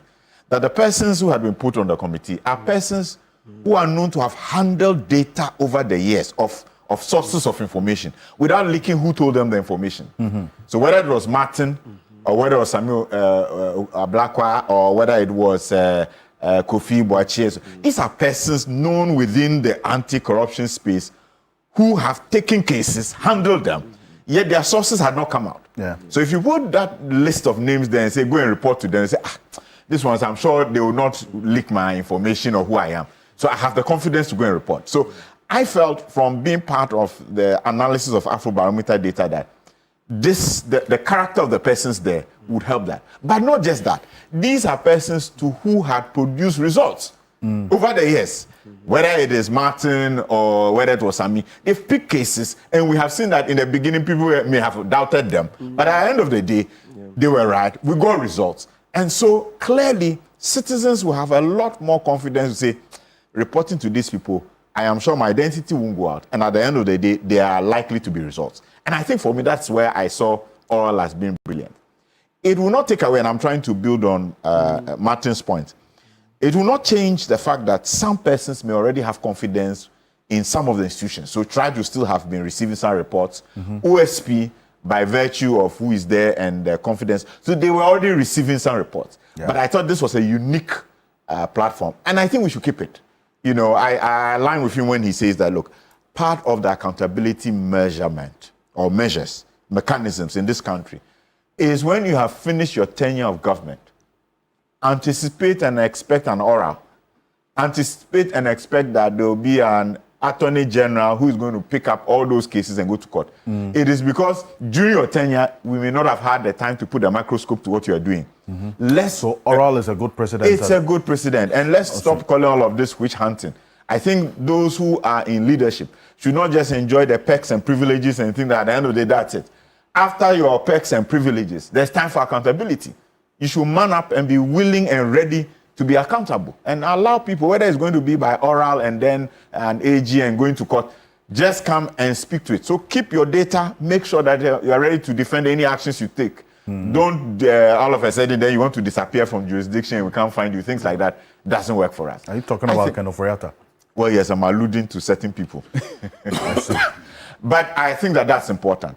I also think that absolutely, there are a number of things that are coming up that build on what we've been doing so far. The president's decision to have special courts, I think it's fantastic. I wish we had many more such special courts where these issues can come up and be heard on a daily basis. Special courts, not just in terms of mechanization, because we've tried that, it didn't work. We said it would be fast track, it didn't produce the results. But special courts with new court rules that say these courts will sit daily, that also have capacity building for the judges, for the prosecutors, so they understand the anti-corruption terrain. When the cases come, they will not look at a video that clearly somebody is saying, I gave you money, you didn't vote for me, and then they say this video is of no consequence and therefore we throw it out. No, that kind of thing ought not to happen. So in my view, I don't think, let's remember that the terms of reference for the oral team, they don't include go and investigate and produce. That was not it. So I think the languaging also, sometimes we need to be cautious. Maybe the AG meant to communicate one thing, but has been understood differently. No, I played the full complement of it. I think the context is quite clear. Yeah. It was not meant to in any way to demean or... He was quite careful in the choice of words, and he explained why. I think oral achieved its purpose by raking in the evidence, and we are, at the moment, we are seeing the results. So let's not begin to suggest that it was an exercise in futility. Plus, I'm glad Martin has pointed out that they didn't take a peswa. That, I think, must be commended over and over again. Anytime we have opportunity, let's commend that team for doing what they did. And for me, it should be institutionalized. So every group that comes into government will know immediately after there will be an oral. I used to say oral hygiene is good for everybody.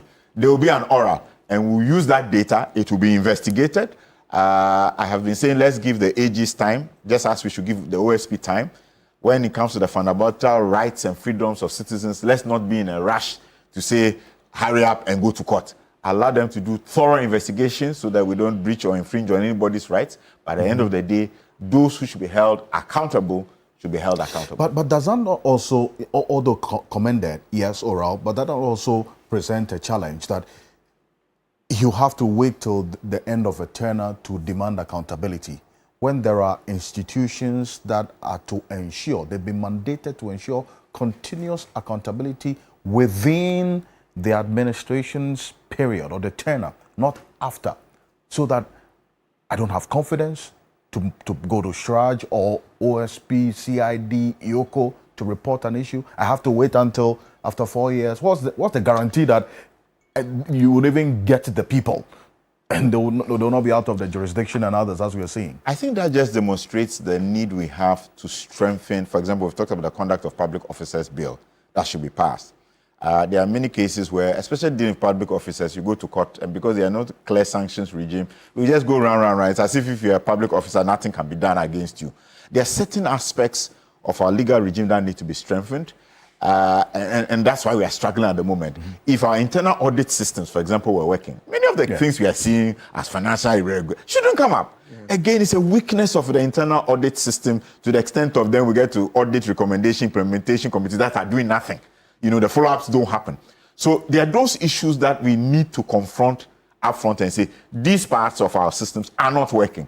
If internal audit was working, trust me, a lot of the issues we are contending with would not happen. But internal audit raises the issues. What are the sanctions that should be applied? How speedily are those sanctions applied? Otherwise, at the end of the day, we have a whole machinery in place, but we're not getting the results. So you're absolutely right. The COPO needs to be done. We need to strengthen some of the areas, illicit enrichment, reverse bidding, you know, those things are there. But internal audit, and as it leads to making sure that they are sanctioned, and that's why the president's idea of a special court on audit issues, for me, makes a lot of sense. It makes a lot of sense. So because then the Auditor General's work is on a yearly basis. Absolutely. So then we don't have to wait till after, you're not waiting to 4 years.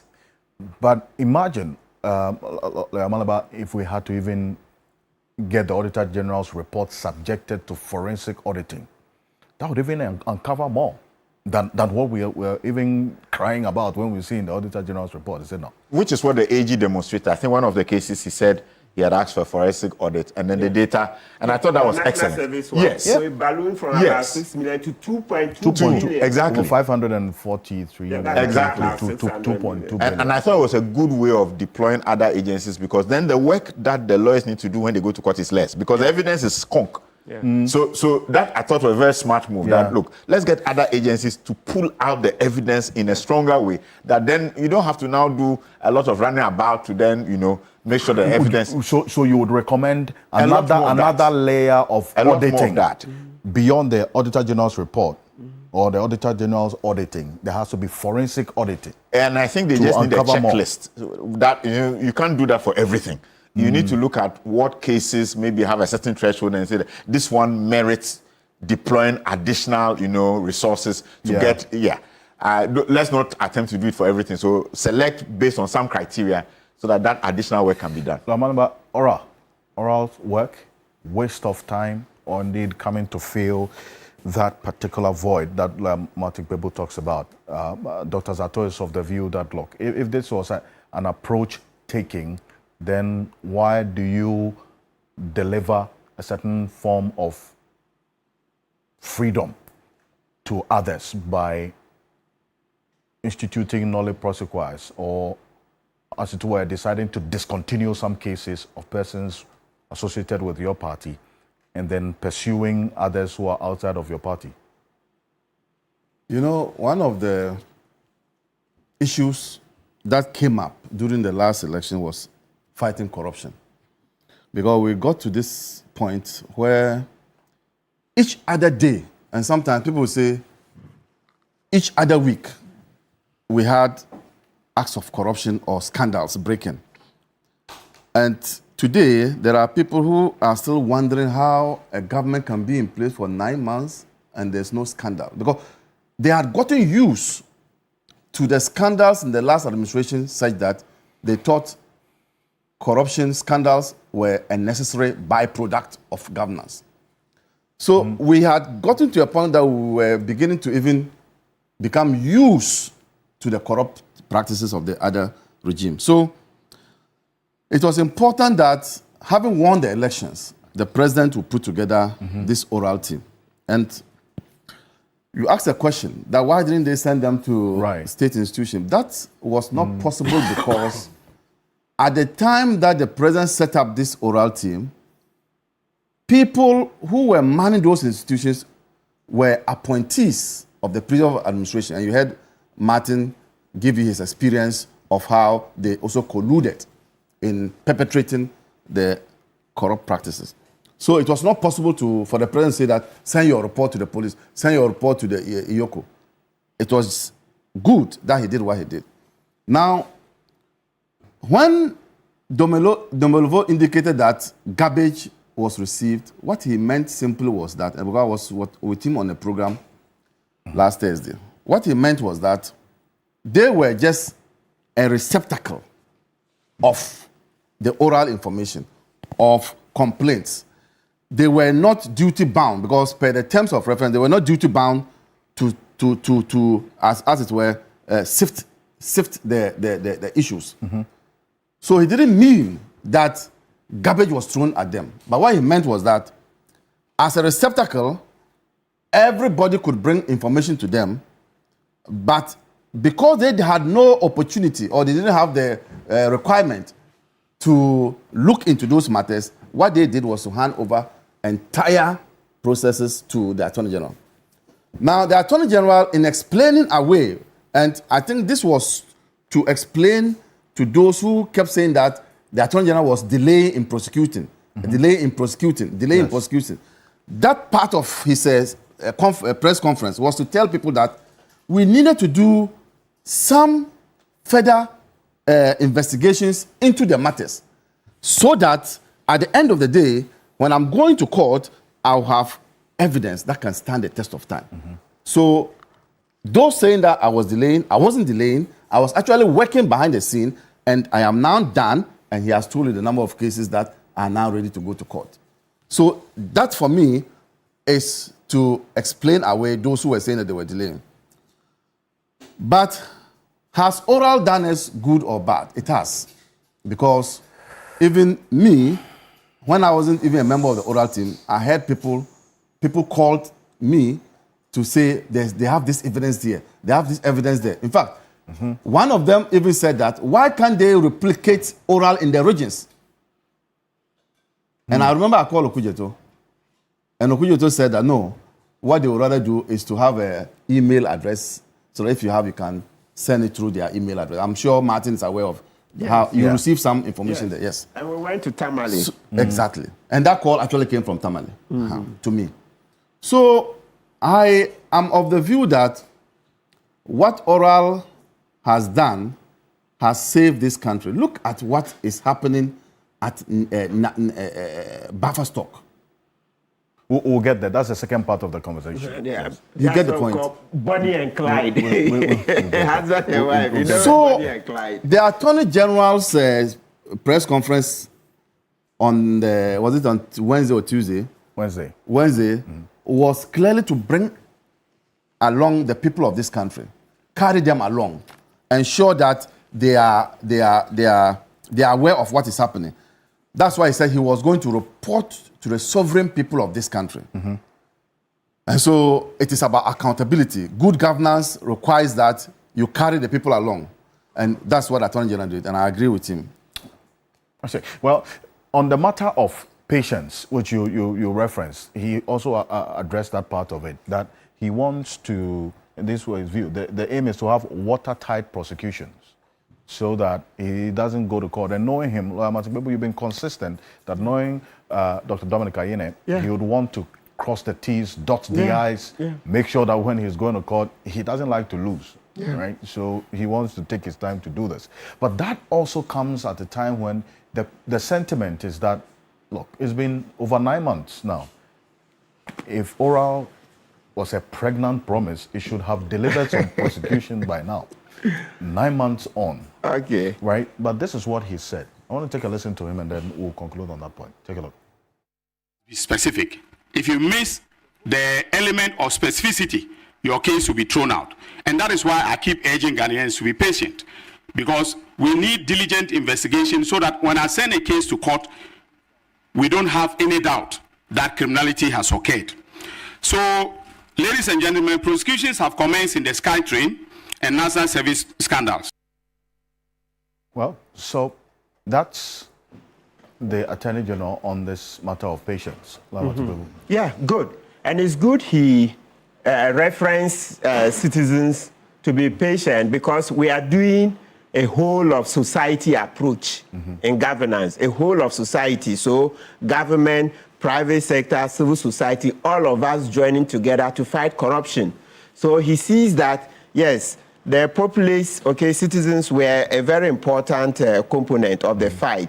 So where we seem to be running ahead of him too much, he needs to, remind us to be a bit patient because there has to be due process. So it's a very key call or a very important call in the whole of society approach, okay? Or its other cousin, the whole of government or nation approach. So, you can't do, remember that ORA is citizens who brought information to the ORA committee. Citizens have to cooperate. If you don't have citizens, you don't have a nation, okay? So he's saying that, yes, you are very important, but it appears your speed is way more than can be accommodated. So let's put it in perspective so that we'll see how citizens can accommodate the government. And that's important. Nowadays, I like referring to this popular example because, Ghanaians love football. And so they would always want to, if you use a football example, you'll get a good people to understand. The party case, in the Black Stars. Oh, and before I continue, please, look, the Coach Otto Addo, he should send just the players who qualified us. So don't go and bring any foreign players. I think that's very clear. Yes, we don't want any players to come and join. Those who fought, let them go. Obi, friends say, all right, the people who fought, the players who fought and took us to the World Cup, let them go and play. Let's just do this. We are tired of people sitting aside when it's cooked, then they want to come and eat. Well, we'll come to that. Right. So, Patty, the Black Star player, we all know that he has a case, allegations of rape, etc. See how many years it took to investigate. And even when the case was brought to court this year, they've not started the trial. They will start sometime next year. So you see due process. Due process, very important. But you see the call that the Attorney General makes, so it brings the other side of the coin. Which other side is that? The elephant in the room is that we need a new law to stipulate how long these criminal cases will take.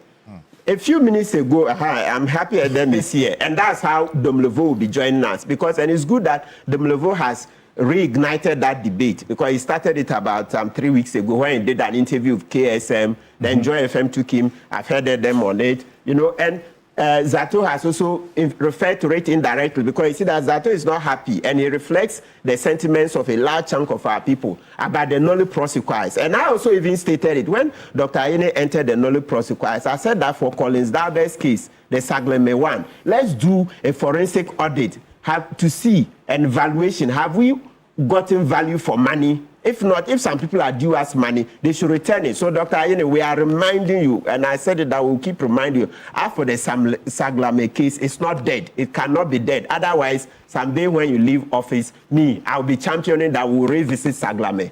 As long as I live, Saglame will have to revisit it. So, Dr. Ayene, it's good that you set up a committee now, independent, bring a lot of us, civil society, to come in and watch for ourselves. Then we can tell citizens what we saw. Let's get to the bottom of the Saglame case. That 280 million or so cannot go like that. We want to see. Let's do evaluation. The houses are still there, by the way. Yes, so we want to see that we get value for money. Is that all of the money that's in there? Of course, when we say in there, not only the fiscal one, but also what they've paid to their contractors. So the point is that we need a law that will say that when you start the trial today, finish in 6 months, 1 year, etc. We don't have enough time to go into all of that. I see Adam corroborating it. But we agree that we need that certainty.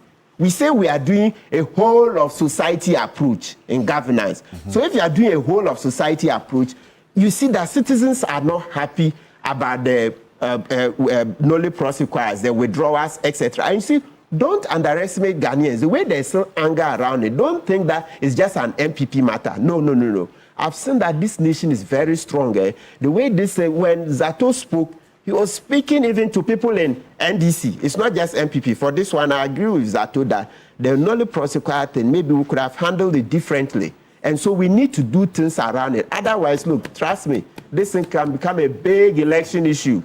The way MPP is beating this nollie prosecutor matter, it's going to become a big election because you see how Zato said it. And you see, we couldn't counter. I said, look, Dr. Ayene, you've lost moral grounds because you freed some people and then now you seek to prosecute others. I think that for the cases that have issues, especially the Collins Dada matter, the Sagle one, let's go into it. As for the, what do you call it, Atuforce ambulance trial, we all know that it was prosecutorial misconduct, unethical. Our law doesn't allow the Attorney General to use the criminal justice system to persecute political opponents. In the tape, you hear Godfrey Dami say that it's a Kufuado and Oforiata who are on his neck, that you should get forcing convicted so that there will be a by-election, etc. But the main point we're answering is that Dr. Ayeni says citizens should slow down a bit. Right. And we are saying that, and Domlevo will join to make his point, that let's have a new law. In America, they call it Fair Trial Act. India also have it. The UK also have it, and many other countries. So they will stipulate that for this and this category of offenses, you must finish within 6 months. For this other one, it's 1 year. Except we need that badly. So we need that cure badly. What has been described as the unnecessary adjournments of cases? Excellent. So that you have a specific period, 6 months, complete this case. Yes, and the judges will uphold it. The judges will uphold, because once it's a law, it will come with consequences for the judge who is seized with the case. The judge knows that if he doesn't keep the timeline, his job is on the line. His job, I know now with the removal of his CJ, it sends a signal that citizens are wild. Okay, citizens are getting more engaged. Citizens are becoming savvier. So once they know the law. Oh, and we even did it. We did it. You know, the election petition law. Absolutely. We changed it in election 2012. It took us about 9 months. And you know, that particular year, that was JM's first photo term. That whole year, it crippled the economy because investors didn't know how we would come out. Investors were scared we would fight. But this country, it should be clear, the way we are so intermarried, very mixed. How are we going to fight? Because me sitting here like this, if I mention my tribes, I'll mention like 4, 5. Yeah, very, very mixed. How are you going to fight them? Or how am I going to fight Zatu? No. Okay, so let's make a law. Let the law be passed, just like we did for the election petition. So you see that in 2020, the law said we should use 42 days. We exceeded it by about 2 or 3 days. 3 days, right? Yeah, we exceeded, and that was good.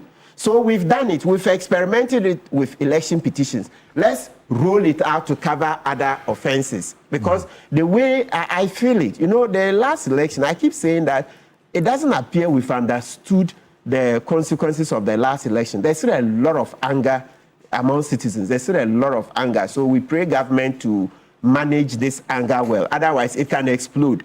Because you see, what is becoming clear to us is that, political office pays far more than trying to work diligently. Okay, because in the last regime, you see the series of Bonnie and Clyde, Edubuahi and wife, Abdul Hanan and wife, etc., Gift Owari and husband. So it's a series of Bonnie and Clyde. Viewers, you may Google Bonnie and Clyde. They were a notorious couple in the US. They were involved in bank robberies, etc. I'm not saying these people have been convicted. What I'm talking about is that you see that trend, husband and wife, husband and wife. You see how it's degenerating. So with the anger in the system, if we don't hurry up and pass all these laws, look, this thing could boomerang into our face because there's anger. Because citizens feel like, at them at night, like we are mates. Another of our mates will enter political office within 4 years. You see a string of properties. Less than that, actually. Yes, some even less than 4 years. You see a string of properties that you work for 30 years or 35 years. You will never acquire that. How? So it tells you that politicians are chopping our money too much. And that anger, if we don't solve it, It's a word to the wise. Eh? It's a very important sermon for the morning. That should sink in because the many who looked at the outcome of the elections looked at the Fourth Republic where we are now. You juxtapose the despondency that was in the system with the outcome. And when you speak to a lot of young people, there's been quite a number of surveys that you have young people then responding to whether or not military intervention. And they said they like this. And see how the Burkina Faso leader got that kind of rousing applause and welcome. All of those things send signals. Yes, and recently President Mahama even referenced it when the Goodluck Jonathan did this. They held some democracy dialogue about 2 months ago, sometime August or September. Yes, conference center. Yes, conference center. I went there. I was given a ticket. I went there, and then President Mahama came and gave a speech, and he referred to Ibrahim Traore's popularity. That you see, citizens want to see that selflessness, that vision. You see, so if we don't get on board like that, the way there's despondency, because we need to create jobs. Like I keep saying, look, we have so much agricultural land, and yet we are hungry. Look at cost of living. And that, by the way, other citizens have also sent me messages that they also bought bags of maize for 300 Ghana. So not always this in 450. So the prices range. So I don't. Yes. So we need to create a picture. The fertilizer itself, they said it was not what you are talking about. Yes. The fertilizer. One fertilizer can give you 8 bags. So if you apply one fertilizer, and give you 8 bags. So what is the what's the logic? So that we all want to build a good nation. We don't want skewed statistics. You see the knowledge protocol. I see I've supported you that citizens are even attacking. But you're not a farmer. You're not a farmer. Yes. You don't have a maize farm. I get your point. Let's go. I think we've proceeded on that. Got a new argument that one fertilizer bag will yield what? 8 bags. So why would you come in? By then, my key thing is that citizens say some places you get maize for 300 Ghana cedis. Thank you. So it's not one. The point well made on the matter of and then so let me just land on the.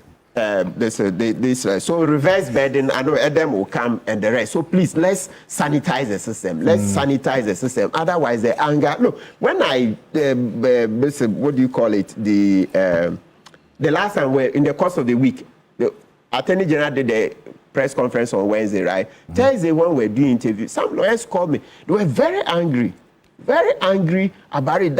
That's how come now Attorney General says you present all cases to the court, except that I'm also begging, to every rule there's an exception. You can't send every case to court because Zato mentioned it. Some of the people, because they are very wealthy, if they offer you that, look, we want to bring back the money, even with interest, etc., you don't take it. When you go into court, the array of lawyers they'll get, good lawyers will get adjournment. Remember this law we are saying we should stipulate times. It doesn't appear we can do it in less than 3 months. Because we are yet to even get more citizens to push government, whole of society approach. So even effectively, it can take more than 6 months, etc. And it may even take, like I'm saying, more. So we don't have that in the bag. Yes. So if somebody would come today, say, okay, this case, I want to pay plus interest, etc. Look, Dr. Ayine, let's take it. You can't take every case to court. The oral cases, you can't present all to court within 4 years.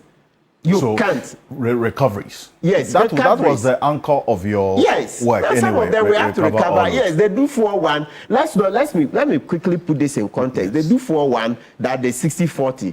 Remember, there's an Attorney General's opinion where Godfred Dame himself said Akufo-Addo and Ofori-Atta were engaged in illegality in the revocation of the Unibank license. We have it on this, what do you call it here? We can read. The last time we read it, right?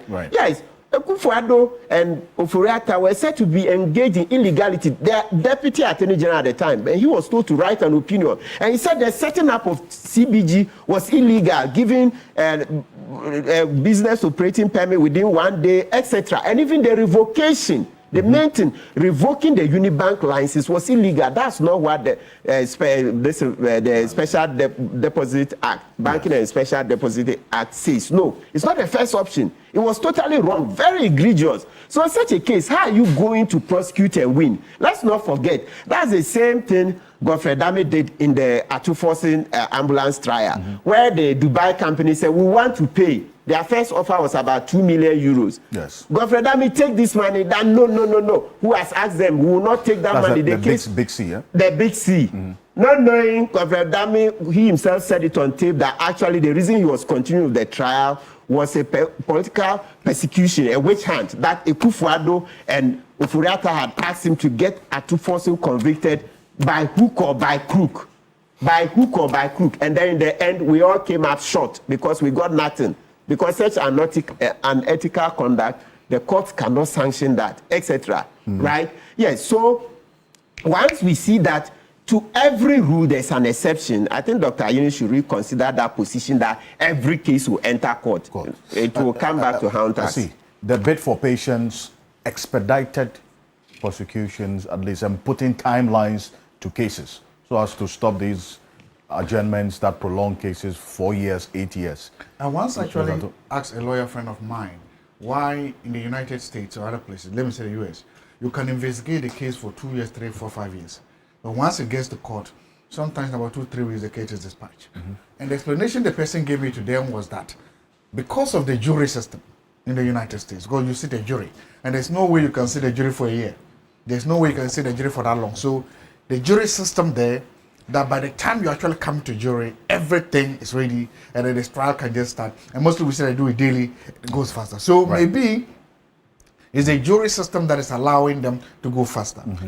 That's it. But I think also there can be issues where prosecutors are not ready, but they are playing politics and political expediency, and this kind of pressure allows them to run to court, only to realize that they are not prepared, only to realize they are not ready, because some of the delays, let's not forget, it is not the accused that cause all the delays. Some of the delays are caused by the state itself. And that is why we say, so my point is, look, oral, I've said it, that oral was one of the best political slogans ever imagined. And oral has delivered on one of its biggest achievement, which was to get political power. Oral overpromised, but now it's being underwhelmed. And there are monies, that is why now we see this argument, oh, we cannot get all the money we said we'll get. We couldn't get it. Oral was a campaign promise. And you so if you cannot remove the politics from oral and then think there's just a straight legal accountability, it's not. They are married, they are joined at the hip. So the politics of oral and now the practice and realities of oral are there. That is why, on the other hand, you see the Attorney General in a difficult position. If he gives more, if he goes to a press conference and does give more details, people say, oh, you are playing politics today, try your cases in court. Okay. If he doesn't also give a lot of updates, then we are told that, well, why are you not telling us this? It's difficult. He found himself in a difficult position. It's because right from the onset, oral was cooked in a partisan environment. It was cooked as a political promise. And now you are trying to turn that political promise into actual prosecutable evidence in the court. And that is what is giving these status. At the end of the day, if we succeed in making sure that corruption and looting of state properties is not made easy and simple, I'll be happy, man. At the end of the day, if you're able to sanitize our public administration system and understand that our governance system should not be seen to be enriching one individual at the expense of all of us, I am happy.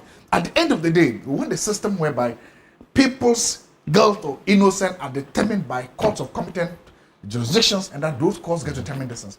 It's only when we do that, then we can begin to see that we are improving good governance, we are improving our governance structures.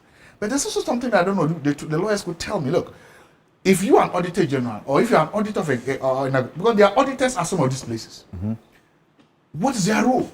Okay, so that question will come in the next conversation, because then the point is, if we're having to then wait till the change of a regime for the full length of the frog to be seen, then there's a problem somewhere. If there are auditors in these institutions, and on a yearly, the auditor general would audit the accounts of buffer stock, for instance, and national service. So then why didn't that audit process uncover all of this that we're seeing? Sometimes they compromise them. Right now. And that's the point you made earlier. Did oral overpromise and under-delivering, as Dr. Zato is saying?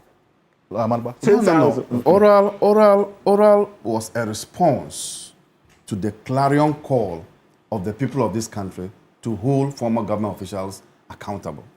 Oral was not a political tool, or is not a political tool. Okay. Oral responded to the hue and cry of the Ghanaian people. We all saw the corruption in our faces. In fact, now we are getting to know what we didn't know. So, for me, oral is a response to what the people of this country wanted. No politics in it. In fact, there are current government party people who have been referred to Attorney General for investigation. You are aware of that. 2 of our leading executives have been referred to the Yoko. This has never been done. When a similar case came up on the MPP, we saw now how Akufo-Addo had to, clear that person and say he was never at the forest doing whatever. So, oral is not political. Oral was not an overpromise. activity, Oral was a response to the genuine cries of the people of this country. For the first time, under the Fourth Republic, I don't know other republics, after a change of government, the finance minister fled. It's a clear indication of what he himself knows he did to the people of this country. The fact that he's unwilling to even come back voluntarily, and we had to resort to other mechanisms to bring him back, is a clear testimony of he himself admitting what he did to this country. So, Oral, for me, came as a response to what the people of Ghana were asking the NDC to do. And talk about that, that leads us to the rumble in the jungle. The Attorney General's own description of what he has found at the National Food and Buffer Stock Company. And this is what he put out earlier in the week. Rumble in the jungle. Take a look. The buffer stock investigation, which are nicknamed the Rumble in the Jungle, as at March 2020, when we announced the arrest and detention of suspects Kobna Idubohi and his wife Angela Ejay Boateng, the Economic and Organized Crime Office had gathered credible intelligence regarding a criminal enterprise that had been operated by the former Chief Executive Officer of the National Food and Buffer Stock Company Limited, Mr. Hanan Abdul Wahab. Initial estimates put the amount of money pilfered by Mr. Abdul Wahab and his collaborators at the time at around 58 million Ghana cedis, far in excess of the 49 million suspected to have been stolen by Mr. Edubohe and his co-accused persons. I call the criminal enterprise operated by Abdul Wahab and his collaborators at Buffer Stock the Rumble in the Jungle, not only because of the huge amount of money at stake, but because of the fact that while food suppliers were wailing and gnashing their teeth due to failure to pay them for supplies to the buffer stock, and while our school kids were being denied nutrition under the school feeding program for lack of funds, Mr. Abdul Wahab and his collaborators were busy lawlessly looting funds meant for the program. That is jungle behavior. The informal meaning of the word rumble is to discover illicit activity or the perpetrator of the illicit activity. Through painstaking investigations, the EOCO discovered this illicit criminal enterprise run by a gang of corrupt, lawless officials at the Buffer Stock Company. On June 25, 2025, the EOCO conducted a coordinated operation based upon their initial investigations, which resulted in the arrest of Mr. Abdul Wahab, former Chief Executive of Buffer Stock, his wife Faiza Seydou Wuni, and then James Atieku, the Buffer Stock Manager for the Northern Sector, who was based in Tamale. The operation also led to the arrest of Emmanuel Atta, Head of Corporate Affairs of NAFCO. The arrest followed initial intelligence and assessment by EOCO, who suggested that while serving as CEO of Buffer Stock between 2017 and 2024, Mr. Abdul Wahab colluded with his wife, Faiza Seydou Wuni, Richard Sam, Head of Finance, Bismarck Ousu Boache, Finance Department, and Emmanuel Atta, Corporate Affairs Manager, and others to create an elaborate criminal enterprise that was used to steal and launder public funds from the Buffer Stock Company. Within the period between 2017 and 2024, Mr. Abdul Wahab, in concert with Richard Sam Asante and Bismarck Ousu Boache, orchestrated the transfer of 78,269,084 Ghana cedis and 4 pesos from the bank accounts of Buffer Stock Company to a private company linked to Hanan Abdul Wahab, his wife, and staff of Buffer Stock at Republic Bank and EcoBank. Evidence shows that the funds were instantly retransferred to companies owned by Abdul Wahab himself, and companies and entities owned and associated with him and his wife. Similarly, evidence shows that between December 2017 and May 2019, Hanan Abdul Wahab transferred 5,495,780 Ghana cedis and 36 pesos from Buffer Stock Company accounts to 2 bank accounts belonging to Aludiba Enterprise, one of his companies at Republic Bank and ABSA. Aludiba Enterprise is not a registered supplier of Buffer Stock Company. Hanan Abdul Wahab, between 2019 to January 2022, also orchestrated some suppliers to transfer an amount of 11,998,830 Ghana cedis, 48 pesos, to an entity owned by a staff of Buffer Stock, and later instructed the staff to retransfer the funds to a company owned and run by himself and his wife. Well, that's the Attorney General giving details of the rumble in the jungle. And these are the charges that he says, as of yesterday, all things being equal, been preferred against these people. I'm talking about the husband and wife. Stealing, conspiracy to steal, willfully causing financial loss to the state, using public office for profit. And as Martin People has referenced a few times, there's a template that is running through at least all 3 cases that are on trial, except the SkyTrain one.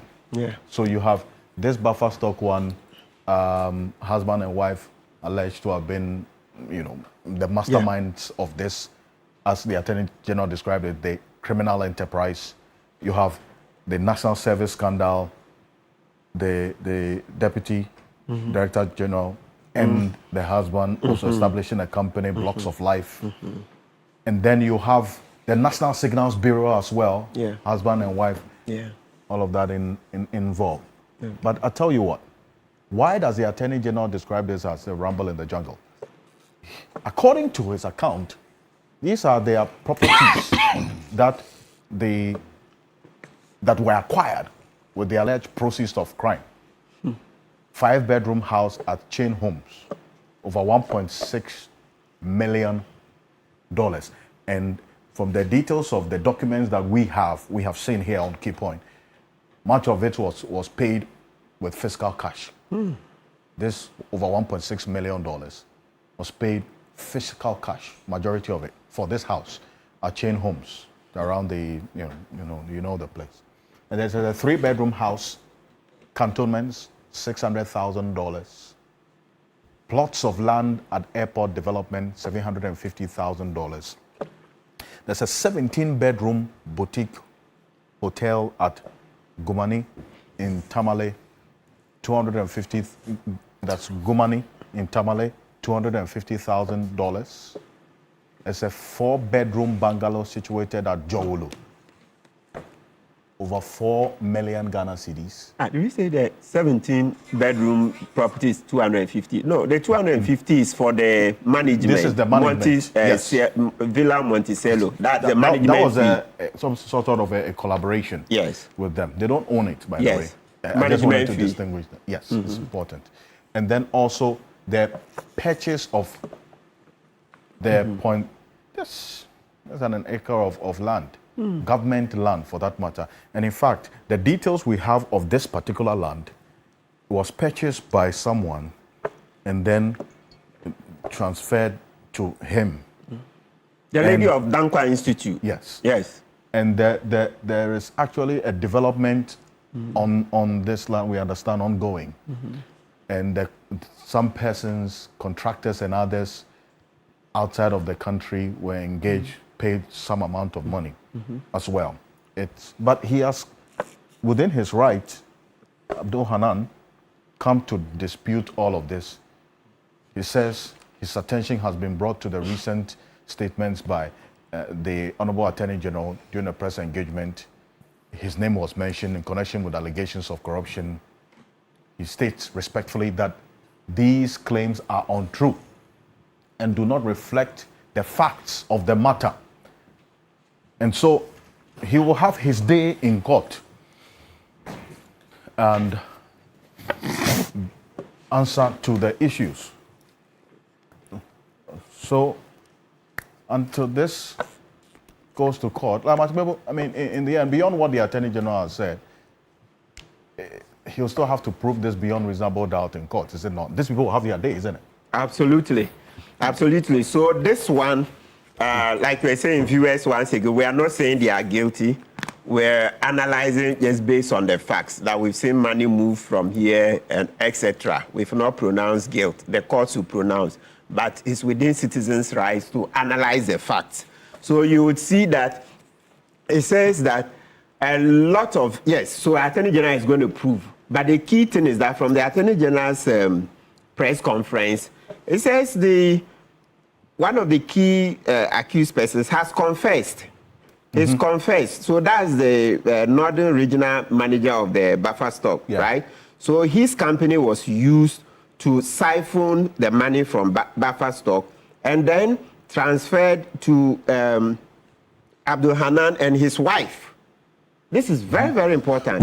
Very important. Because the key person, the person whose company was used, is saying that, look, these things I did, I just received the money. I didn't use the money to buy food. I simply received the money and transferred to Abdul Hanan and his wife, their companies. So this one, what again do you need? What again do we need? That's serious, because you look at it again, Mr. Ocansey. If the man, if it didn't occur, he would not say so. Right. If those things didn't occur, he would not say so. So he is a regional manager, and he says, I received this money in my account. He said, Dr. Aini says over 90% of that money was not used to buy any food stuff for our children in the schools. Rather, that company was made to receive, that's Sultan Company Limited, right? Was made to receive the money, and what did they do? They didn't supply? No. He said it just simply went to Abdul Hanan and his wife, their companies. Let's get the... Transfer to their accounts. Yes, so pure transfer. It wasn't meant to buy any foodstuffs. No, it wasn't meant to buy any foodstuff. You get it, then you simply transfer to Abdul Hanan and his wife, their companies. And so that's the one, Fauza Company Limited. There were 3 companies. 1 second. We'll put that up. Yes, I'm trying to get the list of the company. So it came from Sultan, then it went to Fauza, then there was also another of those companies. So with this, clean. You didn't transfer money to buy foodstuffs. So, Nasikano Ohi, you've not returned the money, then it means that we are in the realm of what? Stealing, etc. This one is not going to be rocket science, and it's the guy himself who has confessed. He himself confessed that, look, these monies, I didn't buy any food. So if he's agreed that he didn't buy any food, but he simply collected the money and transferred to Abdul Hanan's wife's company and other companies owned by them, what again are we waiting for? And that's how come we just hope that they would hurry up with the trial, because this kind of cases, the more they stall, then the more they breed impunity. Because this one is called follow the money. Follow the money, paper trail. Follow the money. And once you are following the money, you see that it went from that Sultan Company Limited to the various companies owned by Abdul Hanan and his wife. And they don't show that they subsequently supplied any food items to the government of Ghana. Right. That's the buffer stock. So once they are not able to supply, once they didn't supply as of the time of these investigations, then it presupposes that you've stolen the money. Yes, the judge will finally rule. But we as citizens here, we are allowed to say what we are. We are not doing merits. No, we are just recounting the same facts that the Attorney General is put out there. And he is allowed. I'm sure right now we've all come to accept that, yes, it's good for our democracy that usually the Attorney General is giving us detailed briefings. Yes, it's very important, because we've repeated over 10 times today that it's a whole of society approach or whole of nation approach to governance. So it cannot be the Attorney General holding all the evidence alone and not sharing with us. He should share. Yes, now let's do this. Let's quickly read through the list. I finally found it. It says that Sultina, so it says money laundering by former CEO of National Food and Buffer Stock Company. So look, Sultina Enterprise, from their account, the Sultina Enterprise is the company owned by the Northern Regional Manager of the buffer stock. From Sortina Enterprise to Hanan Abdul Wahab, 16,179,137 cedis, 25 pesos. Then once again, from that company, Sortina Enterprise to Alkani Enterprise, 23,913,964 cedis, 90 pesos. Then number 3, from Sortina Enterprise to Faulhauser Ventures, okay? 500,000. Then another one from Sortina, so 4th time lucky. Hey, Charlie, Sortina paying chain homes directly, 550,000. So in total, the money that went from Sortina to Abdul Hanan and his wife's companies is 493,102 cedis. You see it? So look at the companies. And this one, they say we cannot talk. Oh, we can talk. Citizens are allowed to make such comments. We haven't pronounced guilt. Under Article 19, Clause 2, they are innocent until proven guilty. We are just saying that we've seen money go. So far, Hanan and his wife, their case is not that money is clothing allowance or entertainment allowance or Hanan's salary. And the Attorney General showed that Hanan, his salary at the time he was leaving office was 28,000. 28,000 cedis. Cedis, oh sorry. Even if it was dollars, he couldn't have acquired these properties. But for the avoidance of that, it's cedis. And the wife who received this money says she's paid 5,000 Ghana cedis a month. You see the money laundering schemes? Yes. So that is it. This Bonnie and Clyde pattern, Bonnie and Clyde, 3 patterns. No, come on. And so you see Ghanaians, why we did the best thing by booting the corrupt Akufo-Addo and Bawumia government out. All these things were happening. Things they didn't know. You see this following the money, this Abdul Hanan money, you see they trace it to a certain big politician who wants to become president. You will see with time. I see. But you see, it's concerning that if we have to wait till after 4 years to don't have to wait. No, to uncover all this. The Supreme Court itself says it. That no. Accountability is day by day. Yes. So whoever says you have to wait. But now we're getting to know this after a period of between 2017 and now. Yes, I get it. It's because Akufo-Addo was, cheerleader. He was clearing agent, so he would make sure that such cases are covered. But auditing was going on. The audit service. They are compromised. Politicians intimidate them. Let me tell you, there's this lawyer, Kaiser. He was involved in the Kroll and Associates case. Kaiser, what's his surname? Kaiser now works for OSP. The way they intimidated Kaiser in the audit service, eventually took him to Ho. Yeah, Kaiser is a lawyer. Maybe he should speak up. The Kroll and Associates, we know that people who were involved in Kroll and Associates. They made sure, of course, they were collaborating with the former Auditor General. And I took Auditor General, right to information. We caught them doing illegal recruitments, etc. They intimidated this guy and eventually threw him to Ho, frustrated himself. Eventually he had to leave and join a different government institution. Look, I have many auditors here who deal with me. They tell you the intimidation. Politicians are intimidating auditors. You remember what Adam said earlier on? The Internal Audit Agency, they are not independent.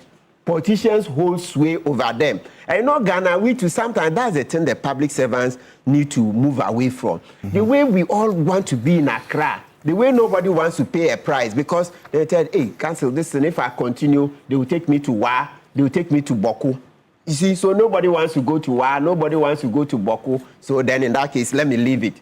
Let me leave it alone so that I can keep my job here. My children and my wife are in Accra. I don't want to go to Wa or Boko. Unfortunately, those are the examples. Some will just say the North, as if the North is just one small area.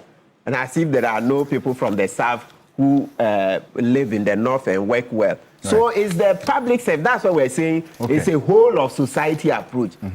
Some people in the public sector, they are largely to blame for this. They don't want to assert themselves. They are just looking for their stomachs alone. That's how come the politicians do that to them.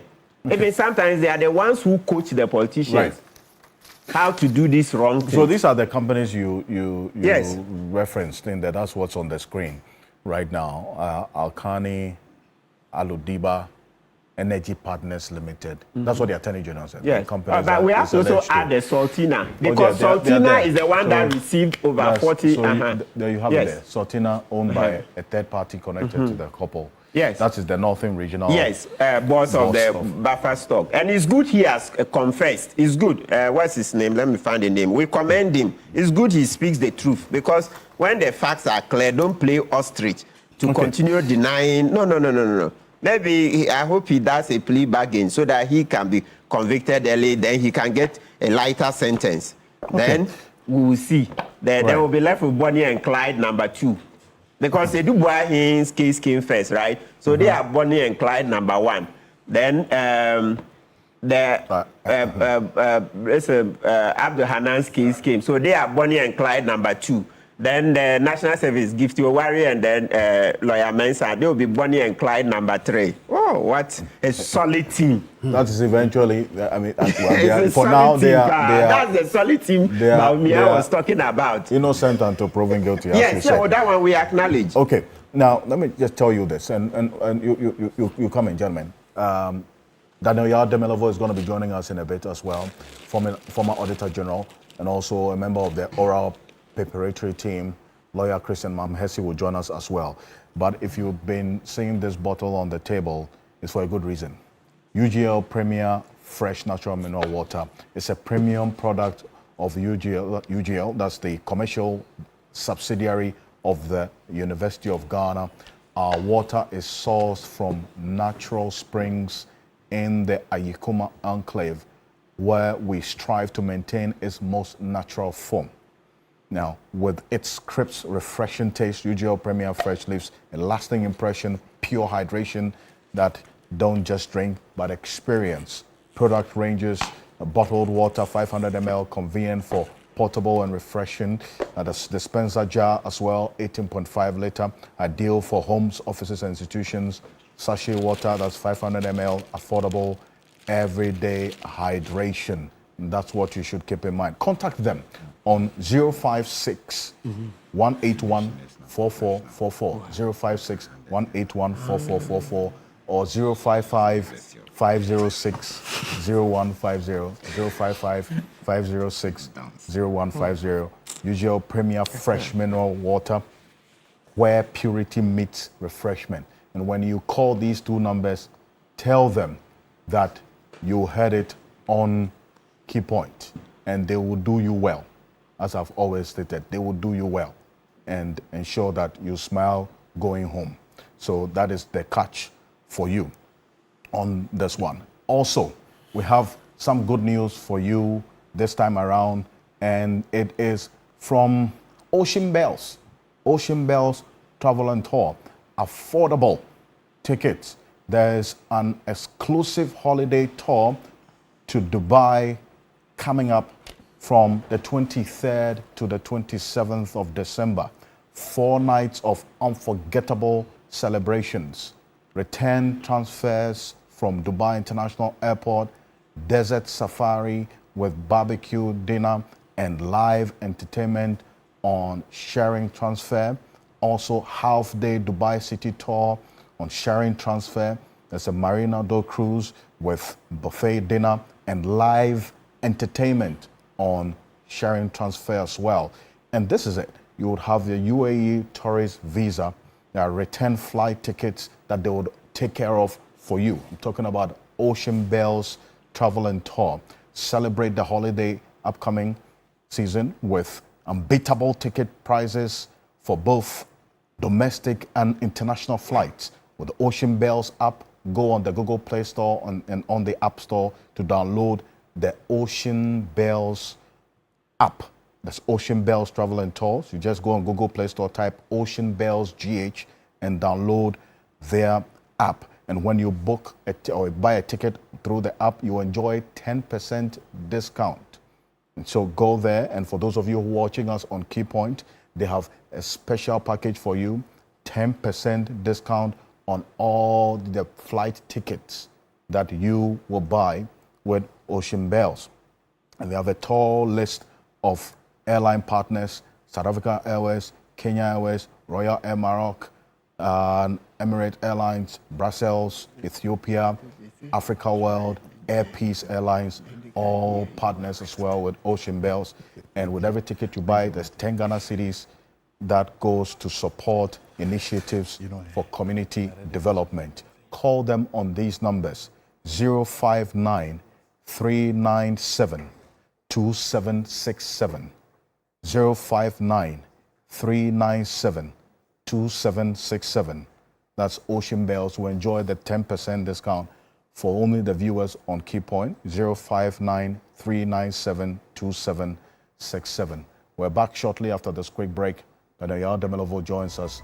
Also, Christian Mamhese will join us. Stay with us.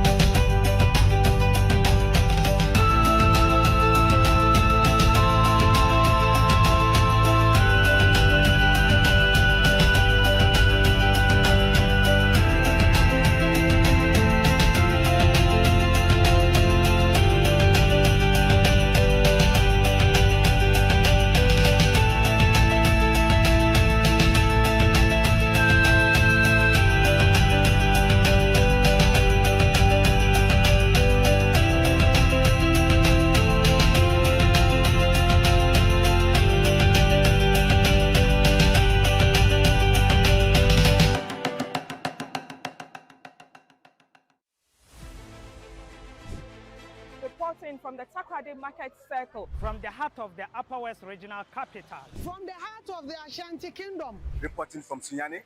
From the Central Business District of Navrongo. The parliamentarians are on recess. This is where it all unfolds. The moments that potentially alters the course of our nation and the world. These are the individuals we recognize, the voices we amplify, who appears on screen and who contributes behind the scenes. With professionalism at our core, we bring you news you can trust, impact journalism that makes a difference. This illustrates how diverse perspectives enhance our strength and reinforces our mission. This is 3 News. Leaders in breaking news, exclusive interviews, facts and analysis on TV, radio, online and digital. 3 News, first in news.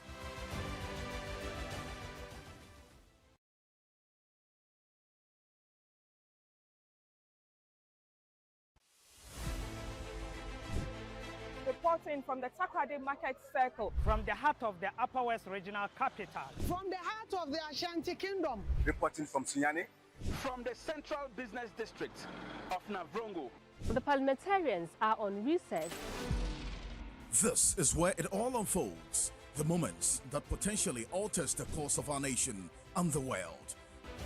These are the individuals we recognize, the voices we amplify, who appears on screen and who contributes behind the scenes.